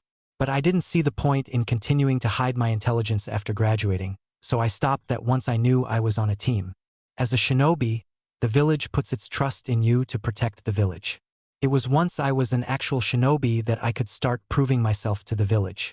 I wanted them to acknowledge me, but I couldn't start doing that until I showed the village that I was willing to risk my life for their sake. Naruto was hiding his discomfort at having to talk so much. He knew how well Kakashi could read people, so he was doing his best to tell him mostly the truth. He was just lucky that Kakashi didn't know him during his time in the academy. He was sure he wouldn't get away with such a story if that was the case. Kakashi was nodding his head sympathetically. That makes sense. You would act the way you did in public, but in private you would be training and getting stronger in preparation for when you graduated. So, how strong are you? Kakashi asked in curiosity, once again smiling. Naruto just shrugged. The clone Naruto created didn't feel like learning how to walk up trees with chakra when he already knew how. So he just sat at the base of his tree, eyes closed with his hands behind his head, relaxing. He could sense the steady hum of chakra Sakura was controlling through her feet, which told him that she already knew how to do it and had excellent chakra control. He could hear Sasuke struggling with keeping a constant flow through his feet. However, after a while, he could feel their glares on him. How do you expect to get any better if you can't control your chakra, Naruto? Sakura asked him after she felt she had the process down. Naruto ignored her, feigning sleep. He probably just doesn't want to embarrass himself with his lack of control. He probably couldn't even go a step without falling. The Uchiha said smugly. Naruto's eyebrow twitched, but he ignored the jibe. Sasuke was the one without control, not him. Naruto felt Sakura sit next to him. Hey Naruto, what happened? Why are you so different from how you were in the academy? Sakura asked him straightforwardly. Naruto opened his eyes and looked at each of them in turn. Sakura was shifting uncomfortably, in obvious hesitation. Sasuke had a deep frown on his face, arms crossed. It seems they had both been thinking about him, which was odd in his opinion. His clone must have been worse than he had thought. He was not used to people wondering about him unless it was about him being a threat, but it didn't seem like that was what was bothering them. Naruto sighed. He put his arms down and sat up, looking at them seriously. Sasuke came to sit with him and Sakura. Look, I don't know if you guys have realized it or not, but I'm not really all that popular in the village. Naruto started. It's because of your pranks, Sakura stated plainly. If you think that, you aren't as smart as you seem. Naruto replied in annoyance. He needed to calm down. Even if he objected heavily to it, this was his team for the time being, and in order for him to advance he needed to get past the stage, and the only way to do that was work with this team until he got promoted. Excuse me? Sakura asked angrily, eyes narrowed. Sasuke's eyes were also narrowed at him. Sorry, I didn't mean that. Naruto apologized, but it was obvious he wasn't serious in his apology. From as far back as I can remember, even before I started doing those pranks, the villagers didn't like me. They seemed to think I was some sort of troublemaker. So, since they saw me that way, I decided to just go with it. Sakura and Sasuke's eyes widened in surprise. Do you know why they treated you that way? Sasuke asked. As far as I can tell, it had something to do with my birth, but that's as much as I know. Naruto replied. They could not read him like Kakashi could, so he could lie all he wanted, but he figured coming as close to the truth without actually saying it was the best option. So, that was all just fake then? How you acted when we were in the academy? All of it? Sakura asked in surprise. Naruto just nodded his head. So what? This is the real you? Sasuke asked. Naruto nodded his head again. But why stop acting like that now? Well, I'm an adult now, aren't I? I'm a shinobi of the leaf, and now that I'm a genin, I can start proving myself to the village, so that they can acknowledge me for who I truly am, not for what they see me as. He was startled to see admiration flash in both of their eyes, as well as understanding in Sasuke's. Besides, Naruto continued, don't I make a better teammate now than if I acted the same as I did during the academy? Definitely. Sasuke and Sakura replied in unison with smiles on their face. That doesn't excuse you from training, Sakura added seriously. Naruto looked from her to Sasuke, who had a look of agreement on his face, before shrugging his shoulders and flipping backwards onto the tree using his hands, landing feet first. He then slowly walked his way up the tree and flipped off, landing on his feet once reaching the tallest branch. Both Sakura and Sasuke looked at him in amazement. How long have you known how to do that? Sasuke asked angrily. Naruto just shrugged his shoulders in response. Want me to teach you? He asked Sasuke seriously. Sasuke stared at him for a moment, thinking it over, before nodding his head. The rest of the day Naruto taught Sasuke how to control his chakra enough to climb up the tree. Though Sasuke wouldn't admit it, Naruto was a great teacher. He was patient and explained things in simple ways that made learning how to do it easy. By the end of that night, Sasuke had made it all the way up the tree. It was while he was at the top of the tree, looking down at Naruto, who was giving him a nod of approval, that he decided that perhaps Naruto wasn't so bad after all. Chapter 5.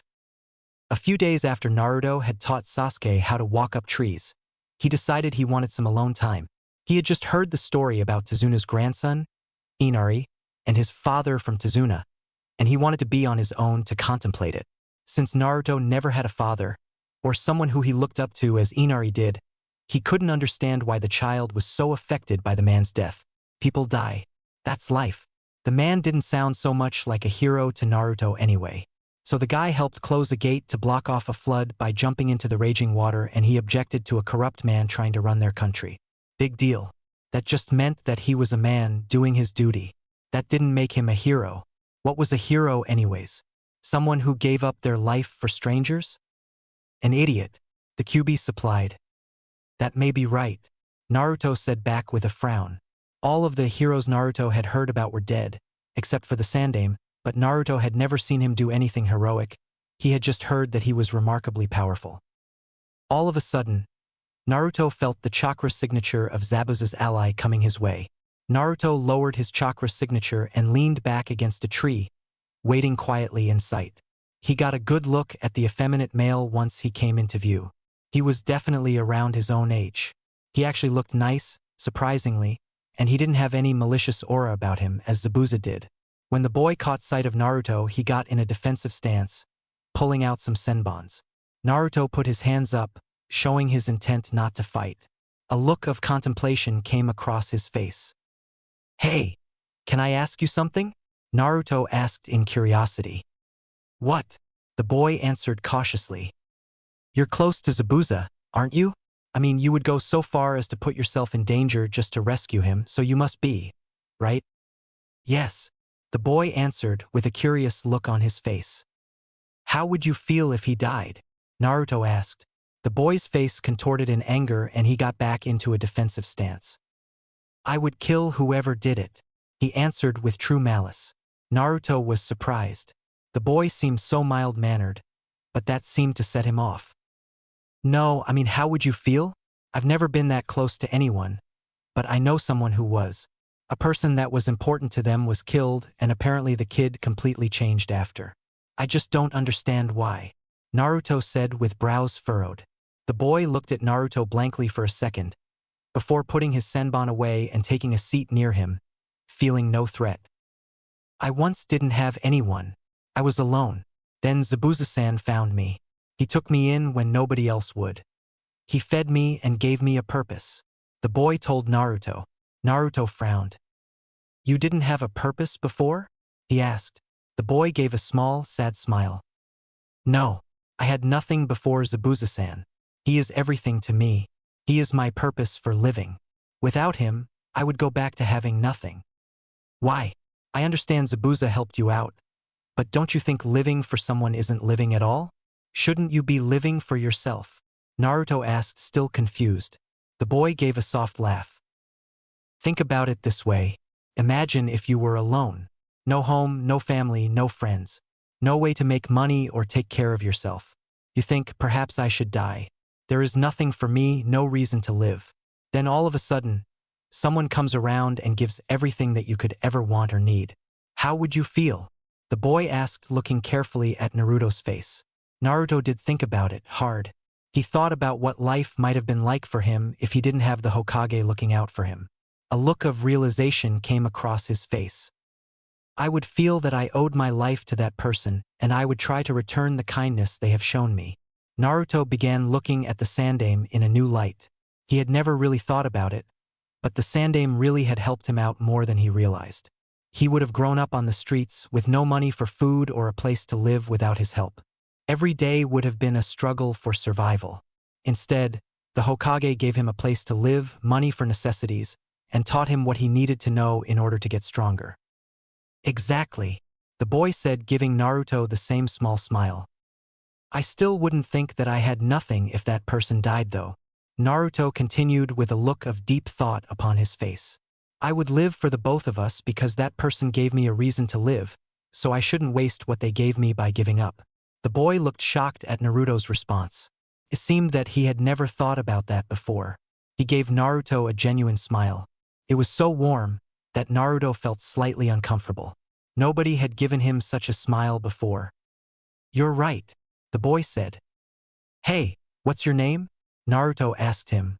The boy looked surprised. Haku, he replied. All right, Haku. I'm Naruto, and for your help, I'm going to give you mine. It's only fair. I'm pretty good with medical ninjutsu, so I'll help heal Zabuza for you. Haku gave Naruto a shocked and suspicious look. Why would you do that? He's your enemy. No, he may be Kakashi's enemy, but he is not mine. In fact, there is something I want to ask him as well. If you don't trust me, you can keep a senbon to a vital point while I do it, and any sign that I might not be truthful, you can kill me. Hey, you can't decide things like that without discussing them with me first. He heard the Kyuubi bellow at him. It'll be fine, Naruto replied. Haku stared at him for a few minutes, before nodding.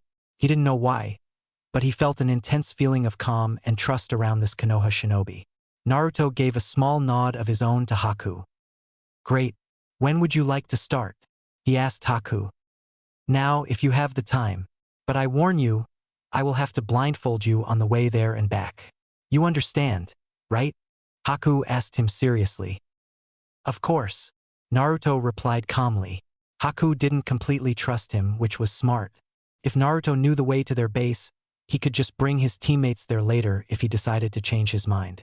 Haku took off the obi around his waist and tied it securely around Naruto's eyes.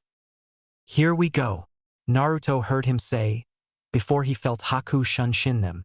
He was still blindfolded as Haku continued to walk him into the building where Zabuza was. After walking for a bit, Haku stopped and took off the blindfold. They were standing in front of a door. Zabuza-san is right inside. I'm not sure how he will respond to seeing you, so please be careful, Haku warned. Naruto nodded in response. The second Haku opened the door, Zabuza's killing intent started spilling out. Naruto couldn't help it, he briefly smirked. It wasn't every day that you met someone with as malicious a killing intent as yourself. Good job, Haku. You brought me the brat to kill, Zabuza said, glaring at Naruto. Naruto just stared back blankly. Nope, I'm here to heal you and to ask some questions. Naruto responded. Zabuza froze. He looked to Haku in confusion, getting a nod of confirmation. I don't understand, he said, confused. Well, let's just say you sparked my interest. It's not every day that you meet someone that's similar to you. Naruto replied, still with no emotion in his voice. Zabuza narrowed his eyes and then laughed. Kid, you are nothing like me. What are you, a genin straight out of the academy? So you've got some skill and maybe you surprised me. But you have no idea what you are dealing with. Naruto narrowed his eyes as well. He might have been right about the genin comment but not the rest. Naruto then smirked, before letting loose all of the killing intent he had been holding back. It was a mixture of his and the QB even helped by added more of his own. Enough so that Naruto's eyes turned red, pupils becoming slits, his whisker marks became darker, his nails longer and sharper, and his body radiated savagery. You are not the only demon in the world, Naruto growled, his voice low and gravely from the power radiating off of him. Zabuza had never felt fear before, but he swore then that the feeling shooting up his spine must have been that. Even Haku seemed to be frozen in place, staring. Just as quickly as the power came, it was gone, leaving a blank-faced Naruto standing there once again, looking at them calmly. So, shall I heal you now while I ask my questions? Naruto asked. Zabuza and Haku seemed to visibly jerk before looking at each other. All right, shoot, Zabuza said hesitantly. Naruto approached him and took the seat that was on his left before starting to use his medical ninjutsu on him. He noticed that Haku stayed on the other side of the bed, just watching. Why do you work for someone as weak Gato? I would figure someone like you would rather slice someone like him in half than work for him. Is it because you need money? Naruto asked while concentrating his chakra carefully. He didn't look up, but he could feel Haku and Zabuza exchange another look. If you must know, we are using him for his money, Haku answered. Okay, and what do you need the money for? That is our own business, Zabuza gruffly answered. Fair enough. What if I can help you with that? Naruto asked them. They looked at him in shock. What do you mean? Haku asked. Well, I am in need of some eyes and ears, you see, and you guys seem like you could be some of the best out there. I am, unfortunately, not able to go out and gather my own information about what is happening in the other countries, and you are actually the first shinobi outside of my village that I have met, beside the two that attacked us earlier, but no offense, those guys really aren't up to par. Naruto told them, finishing up on Zabuza. He was definitely getting better with the medical ninjutsu. I would, of course, pay you quite well for your services. I can even give you the locations to some abandoned hideouts that you guys can use. That's it? You just want us to tell you any information that we come across? And you just give us money and places to stay? Zabuza asked in amazement. This was the easiest deal he had ever made. Yup, Naruto replied, sitting back in the chair, crossing his arms and looking at them. Deal, Zabuza said without hesitation. Haku shot his eyes to Zabuza in surprise, before looking at Naruto and giving him another one of his smiles. Thanks. If I pay you in advance, would you mind killing Gato a little ahead of schedule? He's kind of a pain in my ass right now. Zabuza gave a look of sadistic glee. It would be my pleasure. Naruto nodded and handed Zabuza a bag full of money. He looked shocked at how much money was in there. Luckily, since Naruto had never spent the money given to him, he had a lot saved up. Less than he would like, considering his clone had been obsessed with ramen apparently, but more than enough for this deal. A major pain in my ass, Naruto said, smirking evilly back. Zabuza was starting to like this kid. Here's all the hideouts that are empty that you can use, Naruto told them, pulling out a map and marking off a couple of places. And this is so that I can find you to give you payment, and if you need to contact me, you just push some chakra into it and I'll be there. Naruto pulled out a seal tag and gave it to Haku. The scroll Naruto found in the Hokage's home that had his name on it described how to do some of his dad's most famous jutsu. It also gave evidence that his dad was indeed Namikaze Minato, since he was the one that wrote it. It looked as if it was written just before Naruto's birth in case of his death. Naruto now knew how to do the Hiraishin no Jutsu asterisk that his dad was so famous for. Naruto was just working out the kinks on it now for his own specific use. Traveling to wherever Zabuza and Haku were at the time would be the longest he had traveled using it though, so he hoped it would work. There was also a jutsu called the Rasengan that he was going to start learning once he got back home. How did you find out about all of these hideouts if you were never able to leave Konohagure before? Haku asked him. I had a contact that told me about them. Don't worry, he's a solid source. Naruto didn't tell them that he hadn't heard from this contact in a few years, but he knew that the information would still be current. They both just nodded at him. I should probably head back before my team starts looking for me, Naruto told them, getting up. Oh, and it was a pleasure meeting the two of you, Naruto told them with a bow, before disappearing. How the hell dash? Zabuza asked in confusion. Haku just shrugged his shoulders. They both agreed. Naruto was an odd one, but he was also very fascinating. They were looking forward to their new arrangement. Naruto made it back to Tezuna's residence just in time for dinner. Inari started yelling at Naruto, telling him he should stop being a hero because heroes die, and then started crying. Naruto didn't know why he was yelling at him specifically, but he was becoming a nuisance. Hey kid, I'm no hero, Naruto said, staring at the kid seriously. He was bluffing really well right now, but doing the medical jutsu, followed by the Hiraishin back to where he placed the seal for it in his backpack, had really worn him down. It was the furthest distance he had gone so far, and it made him slightly nauseous, so he was a little cranky. I'm just doing my job. Everybody has a job, a duty, a reason for living. Your grandpa is building this bridge. Your dad was doing whatever he felt was right. Your mom is taking care of you. Maybe one day you'll grow up and get one yourself, Naruto said, giving the kid a glare before leaving the table. Naruto, Sakura yelled after him in shock and anger. Inari stared down at the table dumbfounded, before running off to his room, still crying. Naruto was so exhausted from the day before that he was still asleep when the rest of his team and Tezuna were ready to go to the bridge the next morning. They decided to leave him since something seemed to be bothering him, judging from his attitude the night before, and they didn't feel like getting in the middle of it. They figured he would just catch up when he awoke. An hour later, Naruto awoke with a jerk, feeling two malicious auras entering the house. He didn't feel any chakra, so they had to be some other sort of assassin. Naruto got up and dressed quickly, before melting into the shadows, to see who was coming. Samurai? Naruto asked the Kyuubi, looking at the two men who were standing over Inari's mom in the kitchen. Looks like it, the Kyuubi confirmed. Naruto could tell that Inari was standing just outside of the kitchen where the two men and his mother were.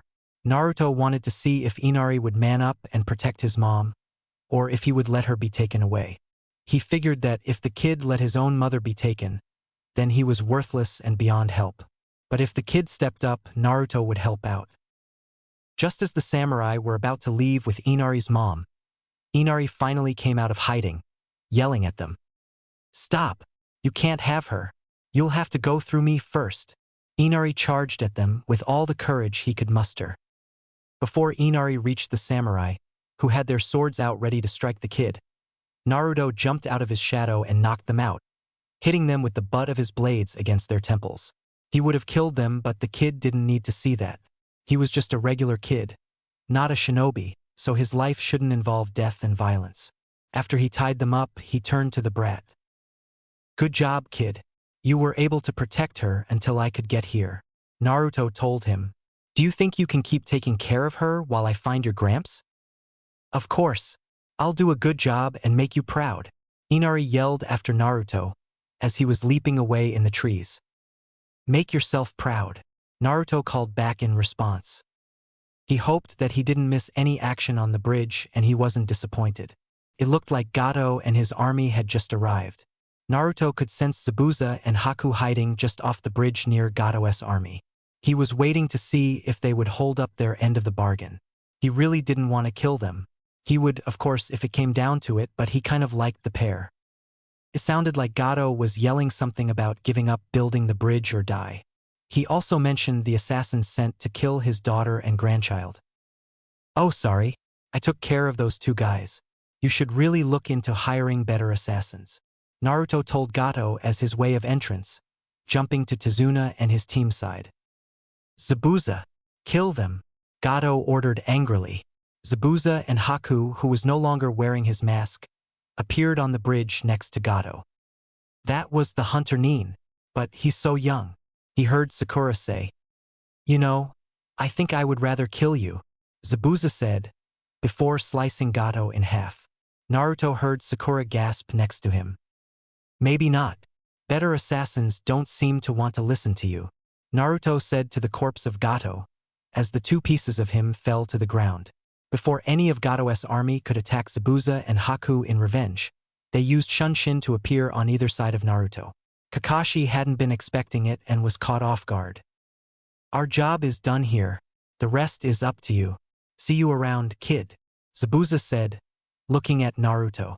Naruto nodded to him, then at Haku, who gave him a smile, before they disappeared. Naruto? What just happened? Kakashi asked in utter confusion. Oh, I just convinced them that working for Gato was a bad idea. That's all, Naruto said with a shrug. When? Yesterday, Naruto replied nonchalantly. Tazuna and his team couldn't believe that Naruto had actually convinced Zabuza to leave, and without fighting Kakashi again. I think we have something a bit more important to worry about, Naruto told them, shifting his eyes to the now jobless and very enraged army. Right? Kakashi said. This is going to be slightly difficult. Not to worry. We're here to help. The group looked to find Inari leading all of the villagers, who looked ready to fight. Gato's group didn't look so bloodthirsty now that they were actually up against another army. They were actually looking quite unsure. Naruto looked between the two groups with a frown. Gato's army looked only slightly trained, but they had some nasty-looking weapons. The group Inari was leading was all the untrained villagers, some with only sticks. If they were to fight, there would be lots of casualties. It would be a damned massacre, even with the help of Team 7. If he really wanted to be anyone with power, he needed to be good at politics, which was about utilizing the power of minds and words. He needed this fight to end without bloodshed, which meant he needed to make some sort of impressive speech. He just hoped that it would work. Why continue to fight when you have no reason to? Naruto's voice while addressing the leaderless army carried to everyone on the bridge. The man who hired you is dead. You will get no more work or money from him, and if you fight these villagers, there will continue to be no money for your country. If you want jobs and to make this country better for you and your families, you should help build this bridge with your neighbors. You will once more have a purpose, a job, and be a part of history. You will all be known for helping make this country a better place, instead of being known for trying to destroy its future. Even to Naruto's ears it sounded like the lamest thing he had ever said, but he needed to establish himself here. If this worked, he would be one step closer to renown. I think I'm going to throw up, the QB said. It actually sounded like he was gagging a little. Oh, shut up, Naruto responded in humiliation. Chapter 6. Team 7 was finally to leave Nami no Kuni and make their way home. Naruto was still amazed that the ridiculous speech had worked. He figured that Gato's army was just made up of uneducated idiots used to listening to people that sounded smarter than them, and that's why they listened to him. They had even agreed to help finish the bridge. Oh look, the hero is here, Kakashi said when Naruto stepped out of Tazuna's house, ready to leave. Good morning, Mr. Hero. Please make sure all the bad guys leave us alone on our way home, Kakashi called to him. Sasuke and Sakura started snickering. Fuck off, Naruto growled back, walking past them towards where the boat was waiting to take them back.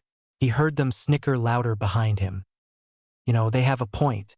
Think of the amazing fight you would have been in if you had just kept your mouth shut and let things happen, the QB commented. He was right, of course. All Naruto did on this mission was talk, if you don't count blocking Zabuza's sword once, or stabbing those so-called shinobi twins with his chakra. And it was his first ever A-rank mission and his first time out of High no Kuni.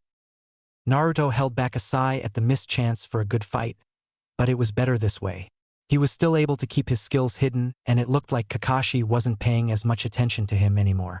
Not only that, but he now had 2 spies working for him. Who knew that words could be so useful?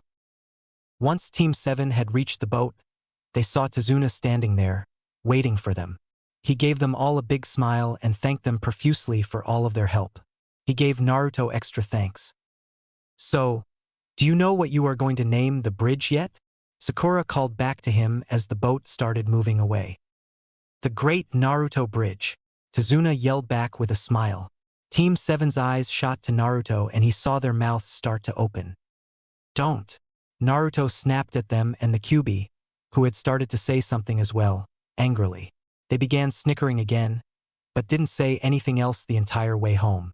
Once they got back to Konoha, he immediately took off to his apartment before they could even think about saying anything else to him. They could give the damn mission report on their own. He was done being around people for a while. The next morning, he sensed Sasuke outside of his apartment. The Uchiha had been pacing in front of his door for a couple of minutes, seemingly contemplating whether or not to knock. Team 7 should have the day off, considering their mission had been a higher-ranked one. Naruto sighed and got dressed, hiding all of his scrolls and books in the seal on his arm before walking to the front door and opening it. He saw Sasuke in the doorway, his hand flying behind his back as if he wasn't about to knock. Naruto raised an eyebrow at him in question. Sasuke furrowed his brows and cleared his throat nervously before speaking.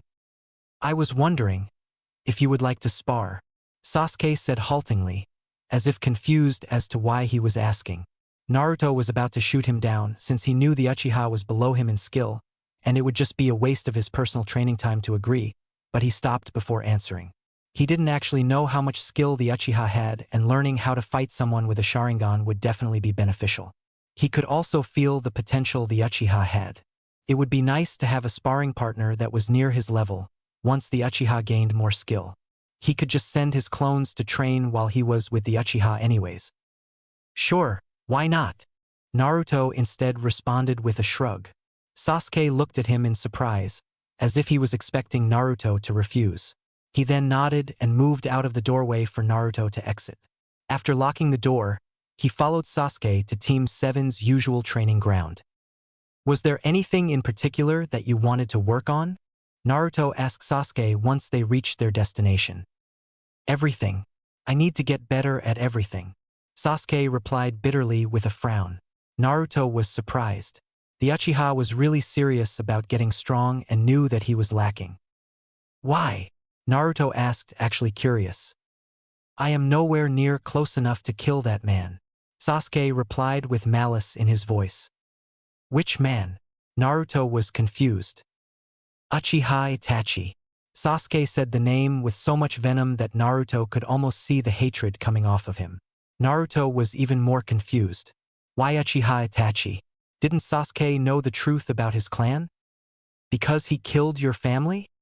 Because he massacred my family, Sasuke yelled. Naruto had never seen the Uchiha show so much emotion before, but he didn't miss the spark of madness forming behind his eyes. Do you know why he did it? Naruto asked, keeping his voice as calm as possible in order to not set off the Uchiha. Because he's insane, Sasuke was still yelling angrily. Do you really think that's the case? You grew up with him, didn't you? You're his brother, so you knew him better than anyone. Think back. Did he really seem insane to you? Naruto knew that Itachi had been forced to kill his clan, but he wasn't about to tell the truth to Sasuke. He doubted the Uchiha would even listen to him. He needed to find out the truth for himself. That comment actually gave Sasuke pause and the anger lessened to be replaced with confusion. Sasuke stuttered, not really sure what to think. Think back to before what happened. What was your brother like? What was his reputation? How did he seem? Naruto asked calmly. He was always so nice to me. He was always so busy, doing missions, but he always made time to spend with me. Sasuke replied quietly, a far-off look in his eyes. Everyone called him a prodigy. They said he was one of the best shinobi in Konoha. And the rest of your family? What were they like? Did you notice anything strange about them? Naruto asked. Sasuke's eyes shot back to Naruto, with a sharp look in them. When he saw Naruto's blank face and calm demeanor, his anger dissipated and a thoughtful look came over his face. My mother was very kind and loving, but the rest of the family was very secretive and focused on power. They would have a lot of meetings that I was not allowed to attend. My father was usually pretty cold to me, but he was really focused on Itachi. At some point, he and Itachi had some sort of falling out and they stopped talking. Then my father started giving me attention, telling me not to be like Itachi. Sasuke then remembered a time when he had overheard an argument between Itachi and his father, where his father accused Itachi of being more dedicated to Konoha than the Uchihas, as if they were separate. Naruto could see the myriad of emotions and thoughts on Sasuke's face, ending again with confusion. I don't understand, Sasuke finally said. I don't know what to believe anymore. Well, Itachi obviously left you alive for some reason. How about instead of trying to kill your brother, you have him tell you the truth? Naruto suggested. That's what he would want, if he was in the Uchiha's position. He saw Sasuke frown, then nod, looking back up at Naruto with a look of determination. You're right. I've been so focused on getting revenge that I didn't even stop to think why Itachi did it. But I do want to know, right? And in order to do that, you need to get stronger so that you can face your brother. Naruto finished for him. Sasuke nodded, feeling a bit odd. For so many years, he had been harboring this hate and vengeance within him that it felt strange for it to be gone. Naruto knew about the madness that threatened all the Uchiha, so he knew that even if it had currently left Sasuke, that didn't mean it couldn't return in some other form. Look at you, talking again instead of fighting. If I didn't know you were actually strong, I would say that you use words to hide your lack of skill. The Kyuubi mocked. He was, in truth, amazed at his Jinchuriki's ability to control people by just speaking to them. It didn't look like the kid realized it, but that was a rare and incredibly powerful ability. Naruto ignored the Kyuubi and focused on Sasuke. The Uchiha was looking anywhere but at him and looked exhausted. He supposed that it was a lot for the Uchiha to take in, believing something for years then finding out that it may not be true. It didn't look like he was up for that spar he had wanted before. How about we get something to eat? Naruto didn't know why he asked, but he had a feeling that the Uchiha didn't want to talk anymore, yet didn't want to be alone either. Sasuke just nodded his head. Naruto remembered seeing packets of dango in Sasuke's bag on their way to Mizu no Kuni, so he led Sasuke to a dango stand figuring he must like them. Once they had taken a seat at the bar, he had Sasuke order whatever he wanted. Naruto refrained from getting anything himself, noticing the glares he was getting from the people behind the counter and not wanting to have food that they would undoubtedly mess with. After their order had been taken, Sasuke turned to Naruto in confusion. Why didn't you get anything? He asked. I ate already, Naruto replied with a shrug. Sasuke frowned and looked around the shop. He noticed the glares people were sending Naruto's way, some people even getting up and leaving. He even noticed the shop owner glaring at Naruto after placing Sasuke's order in front of him. So this is what you meant earlier? Sasuke asked him, referring to when Naruto's clone had told them about the villagers not liking him. Naruto just tilted his head in agreement. Did you not order anything because they would do something to your food? Does this always happen? Naruto didn't respond, instead just placing his elbow on the counter and resting his head on his hand, looking at the ceiling.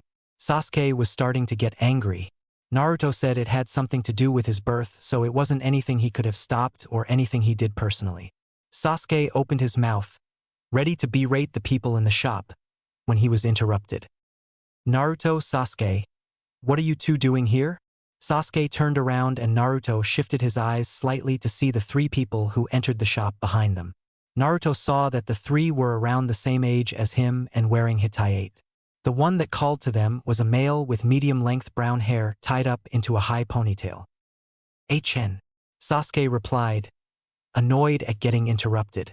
Naruto didn't reply since it was obvious what they were doing there, so it had to be a rhetorical question. I'm amazed to see you two together without there being a fight. Are you two trying to get along now that you're on the same team? The same male asked, taking a seat next to Naruto. The female in the group took a seat next to Sasuke and started flipping her long blonde hair that was also tied up in a high ponytail over her shoulder, in what Naruto figured to be a flirtatious manner, towards Sasuke while shooting a glare at Naruto. Naruto saw Sasuke frown in annoyance at his still untouched food in front of him. The other large brown-haired male of the group took the seat on the other side of the ponytailed male. Naruto figured that perhaps they were friends of his clone since they seemed comfortable with him, except for the blonde. I think we get along pretty well, Naruto told them with a shrug. The three stared at him in shock, before looking in question at Sasuke, who just grunted in agreement. Wow, Naruto. Being a genin really made you grow up a lot, didn't it, Shika? The large male said in awe. Naruto turned to look at him, catching the look of confused contemplation on the ponytailed male's face. That it did, Choji, he replied, eyes narrowed. Ah, so this was the new Ino Shikacho team. Naruto had to be careful. He could see the intelligence in the Nara's eyes, and the way he was looking at Naruto was making him slightly nervous. This kid was smart and probably already figured out that Naruto was acting too differently from before for it to be just from becoming a genin. Come on, Naruto. I'm not hungry anyways, Sasuke said, leaving some money on the counter and getting off his stool. Naruto followed him out. He could feel the eyes of the Nara intently on him as they left. He had a feeling he would be seeing him again very soon. After leaving the shop, Naruto followed Sasuke back to their usual training ground. It seemed that the Uchiha got the fight back into him because for the rest of the morning, into most of the evening, they began training. It had started out with sparring before Naruto had to cut it short to instruct Sasuke on how to properly do some taijutsu moves and ninjutsu, which continued until the sun began setting. They had parted with Sasuke looking exhausted but satisfied, making his way home. Naruto just sat down on the ground, with his back leaning against one of the three large wood logs placed vertically in the ground and waited. He only had to wait half an hour before the Nara showed up. Naruto was glad to see that he was alone. You want to tell me what's going on? Shikamaru asked, using the log on Naruto's right to lean against as he sat down. Not really, but I have a feeling that if I don't, you're going to try and figure it out on your own, which might make things worse. Naruto replied. You're not the same Naruto that was in the academy. You didn't even recognize us earlier. Shikamaru was looking annoyed, perhaps because he couldn't figure out what was going on and the Naras don't like not knowing things. Naruto had to really think. If he didn't tell the Nara something believable, then he would probably start poking around or worse, asking questions of others which would bring attention to him. But he couldn't use the same story he told Kakashi because apparently the Nara already knew that it wasn't really him before, so saying he was putting on an act wouldn't fly. He really wished he hadn't been in the same class as this guy. I'm not the same, no. But it was Naruto that you knew. Naruto replied calmly. A clone, Shikamaru stated without surprise. So he had already figured that much out. He is probably just confused as to how and why I did it then. Naruto thought. There really was no other way but to tell the truth, and he really hoped that the Nara wouldn't go running and telling everyone once he did. He didn't seem the type, but you never know. The Hokage wanted me to attend the academy, but I had already started learning on my own. I thought it would be a waste of time and training if I were to go, so I created a clone to go in my stead. Naruto told him nonchalantly. Seems you do well learning on your own, since you could create an advanced, self-sustaining clone. Shikamaru stated, suspiciously. Have you ever read through the books in the library? They hold an immense amount of knowledge and jutsu. Not in the civilian and academy section of the library. You would need to get into the Jonin level section for something like that. Shikamaru pushed. Naruto had to be very careful about what he said now. This was a Nara he was talking to, and the only reason he was able to access high-level information was from essentially stealing the jutsu they were known for and modifying it. Look, I've already figured that the reason you did this and how you made the clone is something that you would get in trouble for, and I really don't care. I won't say anything, because I can tell you didn't do it to endanger the village in any way. So why don't you just tell me the truth? Mendo Kusai. Naruto could tell the other was getting tired of his hesitation. Fine, if he wants the truth, then I'll give him the truth. Naruto thought, getting annoyed. There was no way to get around this guy, so no more beating around the bush. Since my dad, the Yondaime, sealed the Kyuubi inside of me the day I was born before dying, the villagers act as if I am the Kyuubi and they fear and hate me. They seem to really get offensive when I show that I have any intelligence, so I have to sneak around to get any information. I learned how to do Fuinjutsu and I used it to create a method of being able to travel in the shadows, which is how I was able to access the higher level sections of the library and why I thought it would be a waste of time going to the academy, because I already had skills and knowledge that far surpassed anything that they taught there. It was also through the use of a bunshin created from 2 nature manipulations and jutsu that I was able to create the self-sustaining clone. Shikamaru blinked slowly, a blank look on his face. I see, he finally said, looking at the ground frowning. The way the villagers treat you, your birthday, your resemblance to the yondaime, the Hokage's interest in you, it all makes sense now. You're the only one to notice, Naruto said with a snort, rolling his eyes. Apparently, Shikamaru replied with a smirk. You know, I was friends with that clone of yours back in the academy, but I think I like the real you better. You ever play shogi? Nope, though I've read how to. Naruto responded with his own smirk. We should play some time. I have a feeling that you would actually be a challenge, Shikamaru told him. Naruto's smirk grew wider and he nodded. Then you can tell me how you were able to create that method to travel in shadows. Naruto's smirk vanished as he watched Shikamaru get up and leave the training ground. Naruto had interacted with others more than he was comfortable with this particular day, but there was still one other person he had to speak with. In fact, it was the only person he had intended to meet that day. He had initially wanted to go into the forest and train with the clones until the evening, then go visit the Hokage, but Sasuke showing up had really messed up his schedule. So Naruto begrudgingly made his way to the Hokage Tower. Once Naruto was allowed into the Hokage's office by his secretary, after receiving an annoyed glare, he kneeled down in front of the Hokage in the same way he kneeled when first meeting the Kyuubi. Hokage-sama, Naruto said in greeting while still remaining kneeled. Naruto, is there something you wanted? The Sandaime asked, looking at Naruto in confusion. When Naruto was in the academy, he used to come and visit him all the time, and he would never refer to him as anything other than Gigi. He had looked at Naruto as if he was another grandchild, since he acted as if he was. After Naruto had become a genin, he seemed to have changed and withdrawn from the Sandaime. He would not admit it out loud, but he missed having Naruto around. He used to actually look forward to Naruto's visits.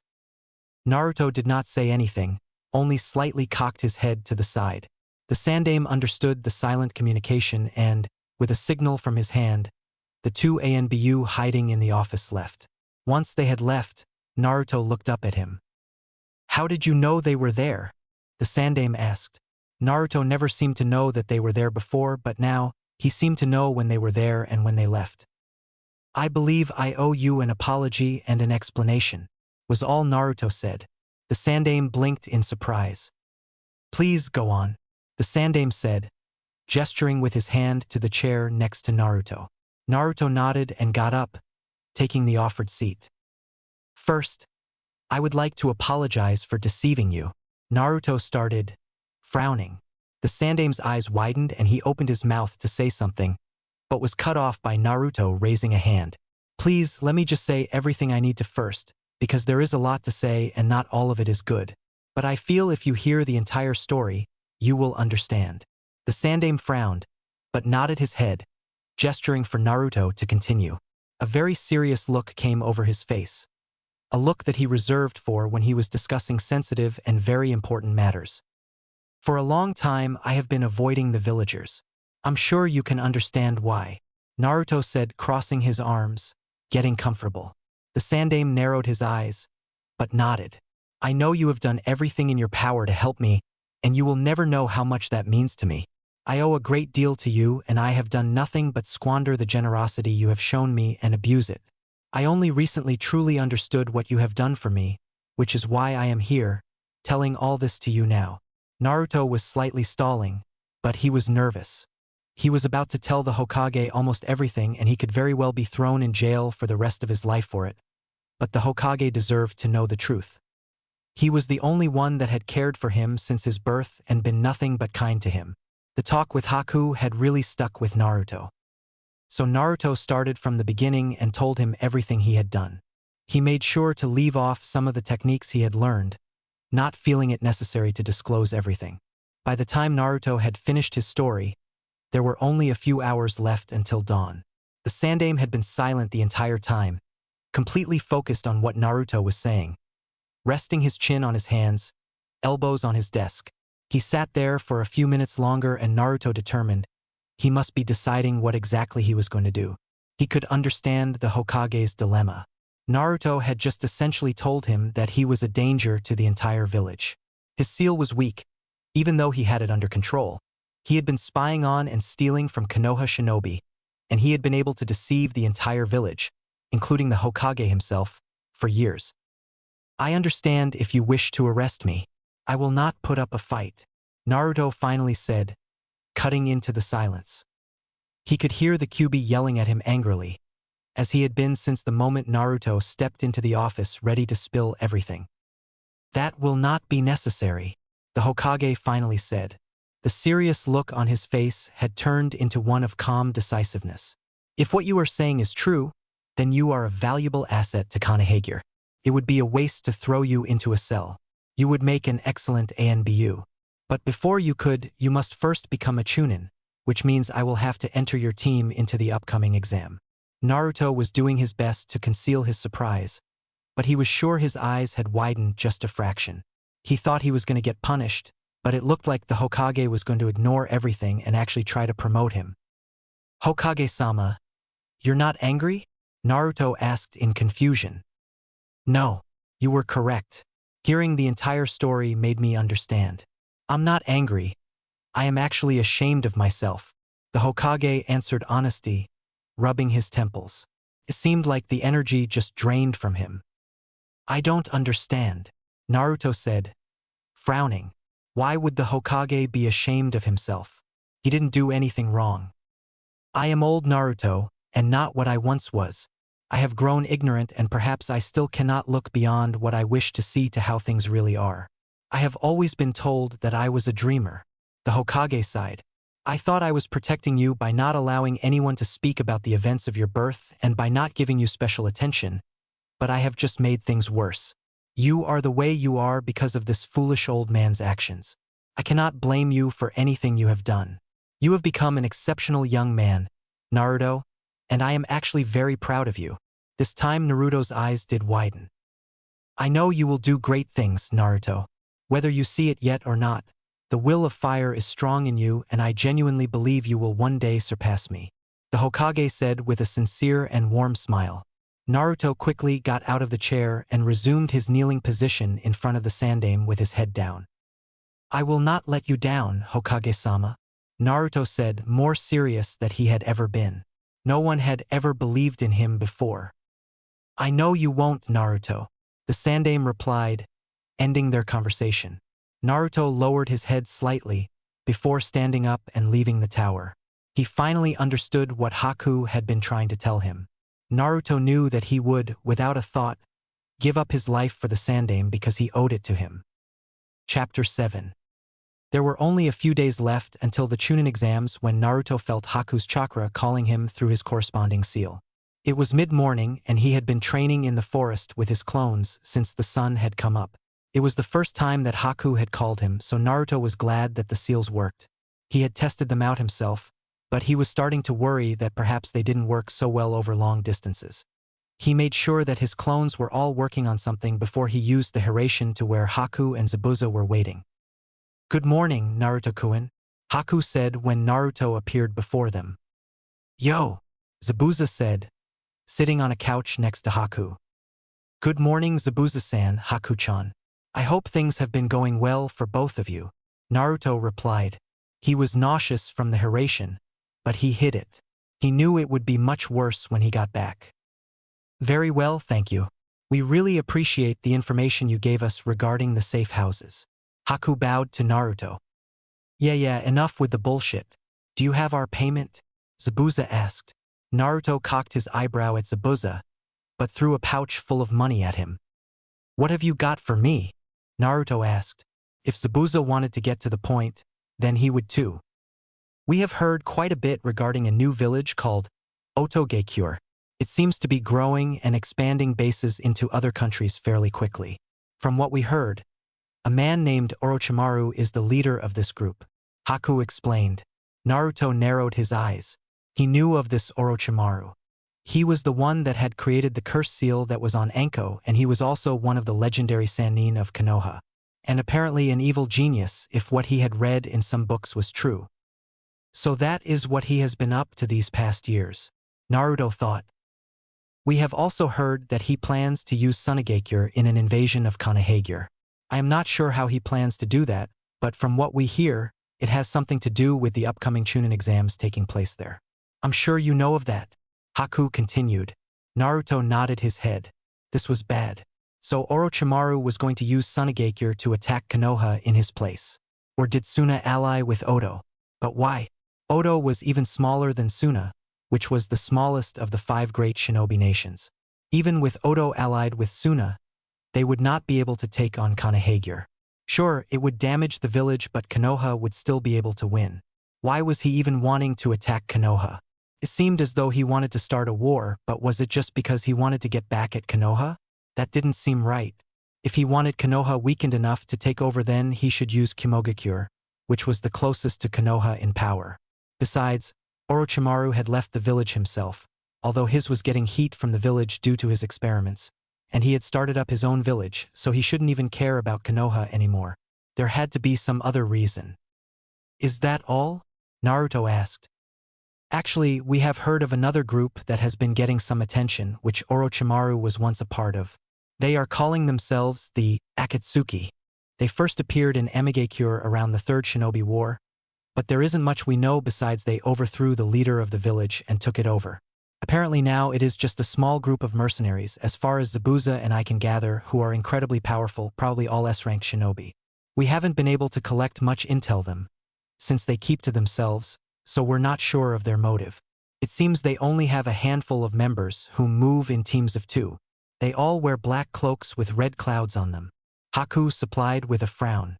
Zabuza had an annoyed look on his face. Did they approach you and ask you to join? Naruto asked, getting an odd feeling from the two. They looked at him in surprise before nodding. What did you tell them? I'm sure they could offer more than I could. We told them no. Zabuza-san and I have our own plans and we don't want to be deterred from them. Your assistance is all we need. Haku responded. You have been most helpful. Is there anything you need while I'm here? Naruto asked. Actually, I have a question, Zabuza said. Naruto's eyebrow lifted, silently telling him to continue. You used those dual blades when we fought before. You any good with them? Naruto was surprised by the question, but didn't let it show. I'd say I'm proficient with them, Naruto responded, before Zabuza threw something covered in cloth at him. Naruto caught it, feeling an odd energy coming from whatever was wrapped within it. After looking inside, he found 2 slim, double-edged blades that were pulsing a strange energy. They both had small, upward-pointing blades near the top and bottom of the main blade. They are called Kiba, Zabuza told him. Naruto frowned. He knew he had heard that name before. His eyebrows shot up in surprise. These are Naruto began in awe. One of the swords of the 7 swordsmen of the mist. Zabuza finished for him. Naruto just looked up at him in confusion. A look of embarrassment came over Zabuza's face. We retrieved them from the previous owner. We thought you would make better use of them. And we wanted to thank you for everything you have done for us. Haku added with a smile. Zabuza was still looking away from Naruto, in obvious discomfort. Thank you, Naruto said with genuine appreciation, giving them a deep bow. This was the first gift anyone had ever given him, and for it to be such an inexplicable one, Naruto was truly honored that they would give such a gift to him. Yeah, just don't cut yourself. These are known to be the sharpest swords in existence, you know. They utilize lightning chakra, but if you can't use that, it's fine. They'll still be deadly, Zabuza said, feeling awkward about the whole situation. Not to worry. I will figure out how to use them properly, Naruto said with a small smile. Zabuza looked away again in embarrassment, scratching his head. Haku just looked between the two with a smile of his own. That was all. You can go now, Zabuza said quickly. Naruto just bowed to them and disappeared. Naruto-kun is going to be a great shinobi one day, and we can say we were right there, next to him, helping him along the way, Haku said softly to Zabuza, who nodded. When Naruto arrived back in the forest, he immediately fell to his knees retched. The clones stopped what they were doing and ran over to him in worry. I'm fine. Just give me a sec, Naruto told them, sitting back and breathing deeply. They looked at him with doubt, but went back to training, keeping their eye on him. He wrote a letter while sitting to send to the Hokage. He didn't know if the Sandaime knew of the Suna threat or not, but he wanted to warn him, just in case. He left out the part about the Akatsuki, because they didn't seem to be interested in Konoha.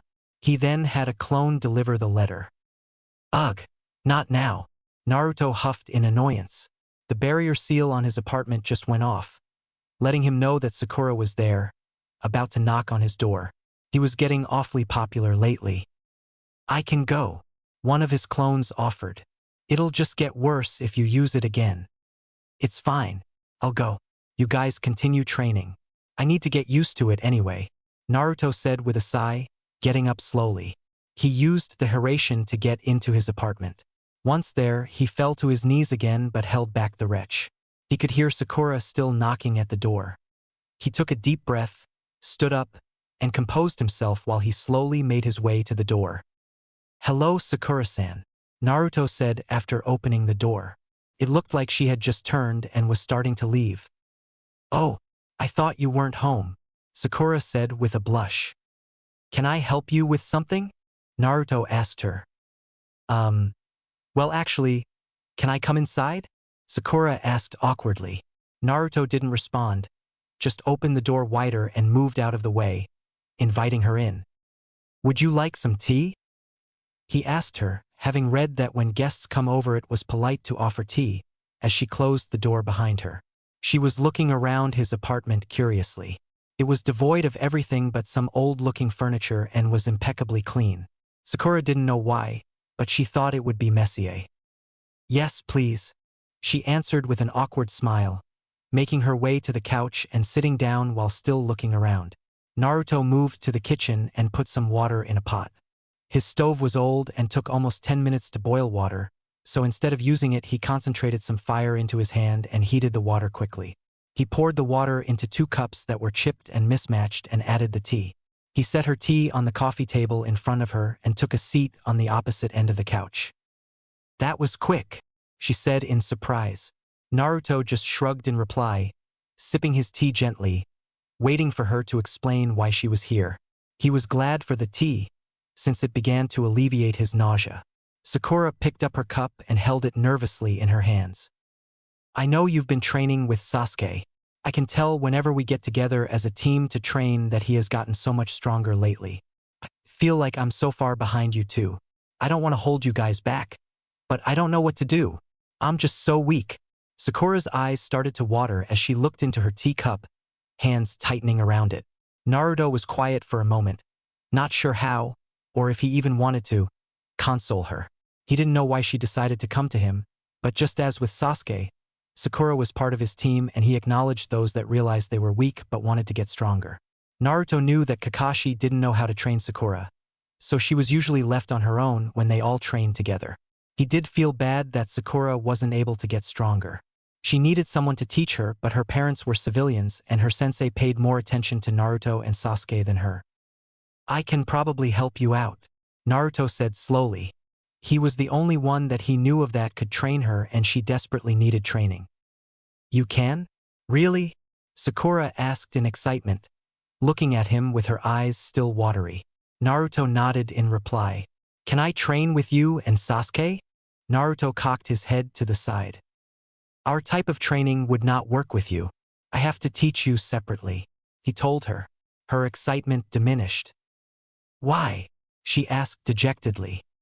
Sasuke's natural abilities allow for him to excel in ninjutsu and taijutsu.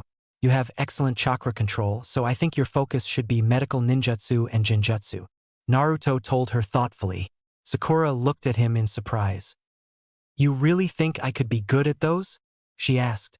She had never even thought about doing any other type of jutsu before. She supposed it was because all Team 7 ever worked on was ninjutsu and taijutsu, so she thought that was what she was supposed to be doing. Naruto nodded. But, are they really useful? They seem more defensive. We didn't even learn any of those in the academy, and I don't know anyone that does medical ninjutsu besides the nurses in the hospital, and I only know of Kurenai-sensei as a genjutsu user, she said, unsure. They are more defensive, but you could use them offensively too. And our team is not very well rounded the way it is. Think about the other teams compared to ours. They all have strengths and weaknesses, but each of the other teammates pick up where one lacks. Sasuke and I are the powerhouses and Kakashi was trying to train you to be one too. But there are ways to counteract straight ninjutsu and taijutsu even if you are masters in them. Naruto explained to her. Sakura was looking into her tea with a frown. You're right. We don't know anything but ninjutsu and taijutsu. The books that we read in the academy said the same thing, that a team full of just those two jutsus could easily be overtaken. Sakura said thoughtfully. I will say though that they seem to do that on purpose, having teams that are trained for specific uses such as the Hyuga, Inuzuka, and Aburame team. Their skills allow for them to be a great tracking team, but they still have different abilities themselves that allow for great teamwork.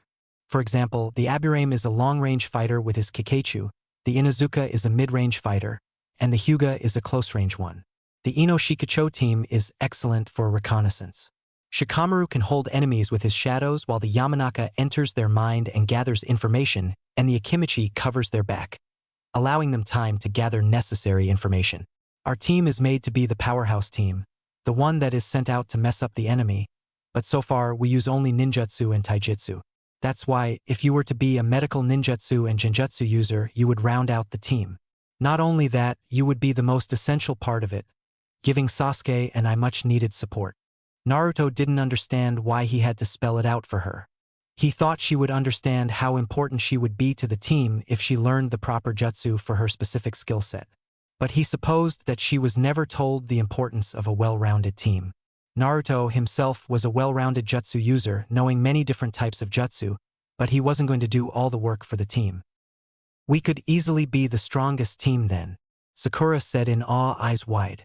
Suddenly, all hesitation left her face, and a look of determination took its place. Please teach me in medical ninjutsu and genjutsu. There are only 3 days left until the Chunin exams. I am going to have to really push you for you to be prepared by that time, you understand? Naruto asked seriously. Sakura just nodded her head, the same determination in her eyes. Very well. I want you to gather as many anatomy and medical books as possible and start reading them immediately. I will be quizzing you throughout our training, so be prepared. I can only teach you so much before you understand the physiology of the body. Let us begin.